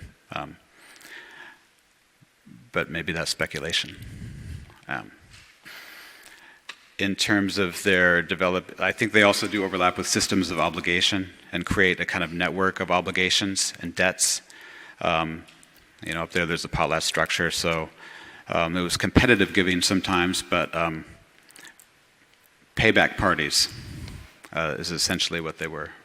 To pay back the support of those who had given help in a time of need after the death of a loved one a year prior, or a couple years prior, depending on scheduling and travel ability. So that created this kind of network, or allowed for the continuance and articulation, whether in dance, like a song could become, the ability to perform a song publicly or in relation with each other, had strict ownership lineages which could be cited orally. And so that memory was kept alive through those pieces and reflection upon those pieces that kind of allowed for the ability to continue and maintain and grow a system of relations that was not as violent. So yeah, I could keep going, but maybe that's a good place to stop. You also already mentioned Also mentioned Dick and Nora Dowenhauer, so please read up on Tlingit clan systems and communal ownership. You know, the Dowenhauers have fantastic series of books that explain this in much greater detail than we can go into in this short amount of time. Plus the keywords, you know, thinking about ownership and Cole's observation of the transactional nature, you know, we can also think about the strengths of that transaction because we are trading peoples. You know, in Zuni, we had 7 villages, and our most southern one, Hawiku, was a trading hub in North America. And so folks would come all the way up, you know, that's how we have parrot feathers, that's how we have dentalium, that's how we have shell, that's how we have buffalo hides, that's how we have all of these things, because these trade networks and trade routes were active for thousands of years. The conquistadors like to take a lot of credit for making their way through the wilds of the New World. They were on a road that we built. And so those trade routes are a strength of ours, and they show this deep connection that we have to each other, even though we're from different places. And all across the continent, we knew about each other. And so even though we respected each other's territory and we're specific to our territory, we know who our neighbors are. We know if they're friendly or not. You know, we know if we got to throw down when they come around or if we're going to find a new spouse, you know. And so that's something that is a strength of our connections that go back thousands of years.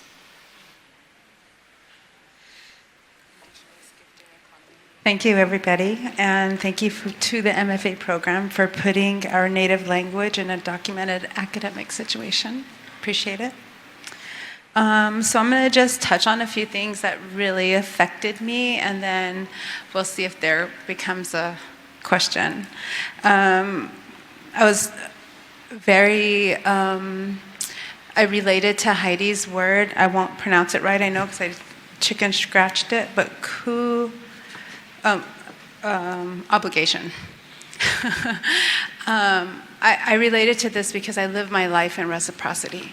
That's all of it. You know, being raised as a Pueblo girl, I think that's the one thing that we put before anything. It's reciprocity, and it's how our entire ecosystem of our culture lives.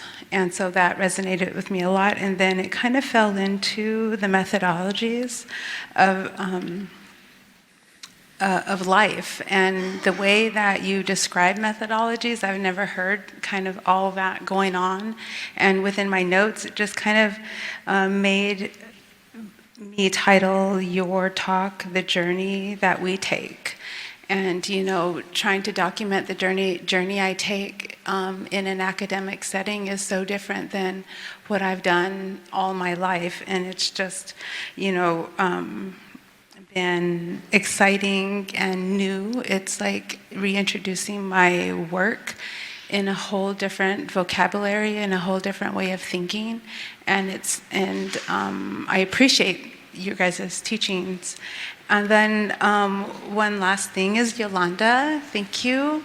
I saw my mother up there, and I appreciated your movie, and you validate me. You validate our migration.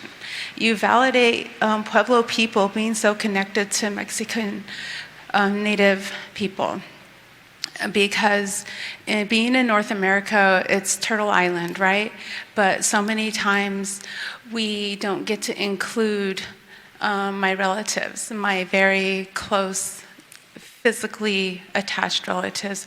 We do include Canada much easier. We include the academic writings of Canada. We include the art of Canada, Canadian artists, First Nations people, but so many times we don't have you in our presence. We don't have that, and you are sharing your light, and you are including me to know when my grandpa talked about him.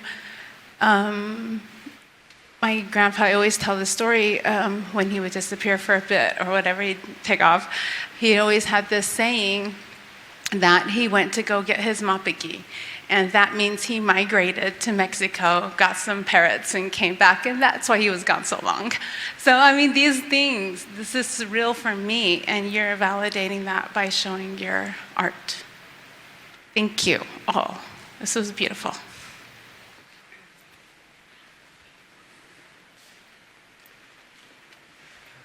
So, yeah, I think if I had to choose a term to dwell on,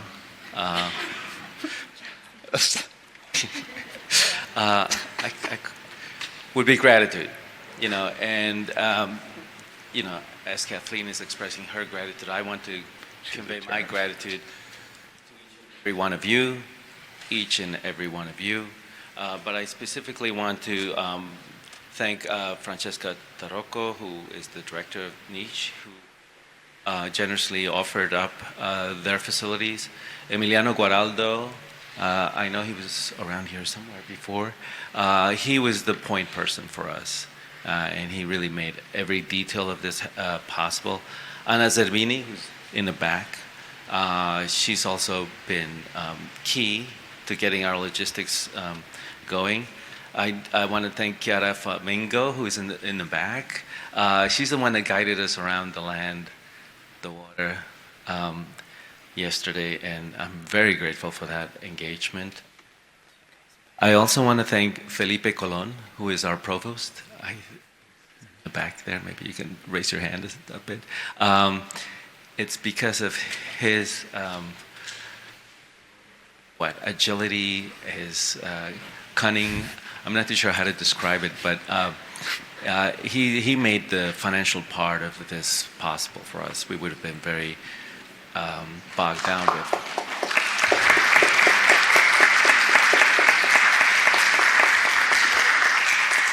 For those of you who don't know the U.S. system, you know, federal funding for arts is non-existent, and so we're always struggling to do fundraising for these kinds of projects. So not having to worry about that was a great relief. Kathleen Ash-Milby, I know she couldn't be here today. Abigail Winograd, who is with us, yeah. The curators at the U.S. Pavilion, brilliant work. And of course, ever grateful for Jeffrey Gibson. Thank you so very much.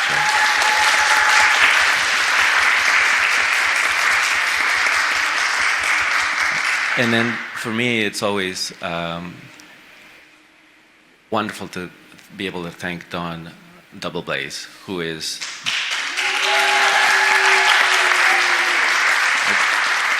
the person I depend on the most to get all of this done. So thank you again very much. Really appreciate it.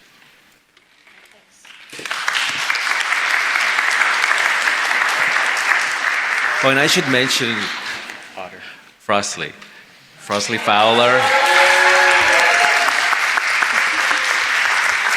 He is our visual historiographer. He is documenting every minute of our historical undertakings. So thank you, Frostley. What? Yes, so more for the group, we're meeting downstairs with Jason Ordaz to do a group photo. We'll then do lunch in the area, and then we'll make our way to the Arsenale to do our last engagement with the Biennale this afternoon. Not this year. Robert Yankee has offered to provide us some guidance as we navigate part of the Arsenale, particularly the Maori section. So we're looking forward to that. Thank you all.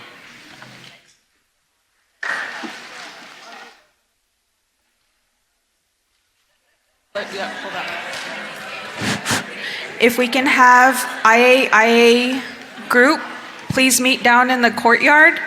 So just exactly where you came in, everybody meet down there.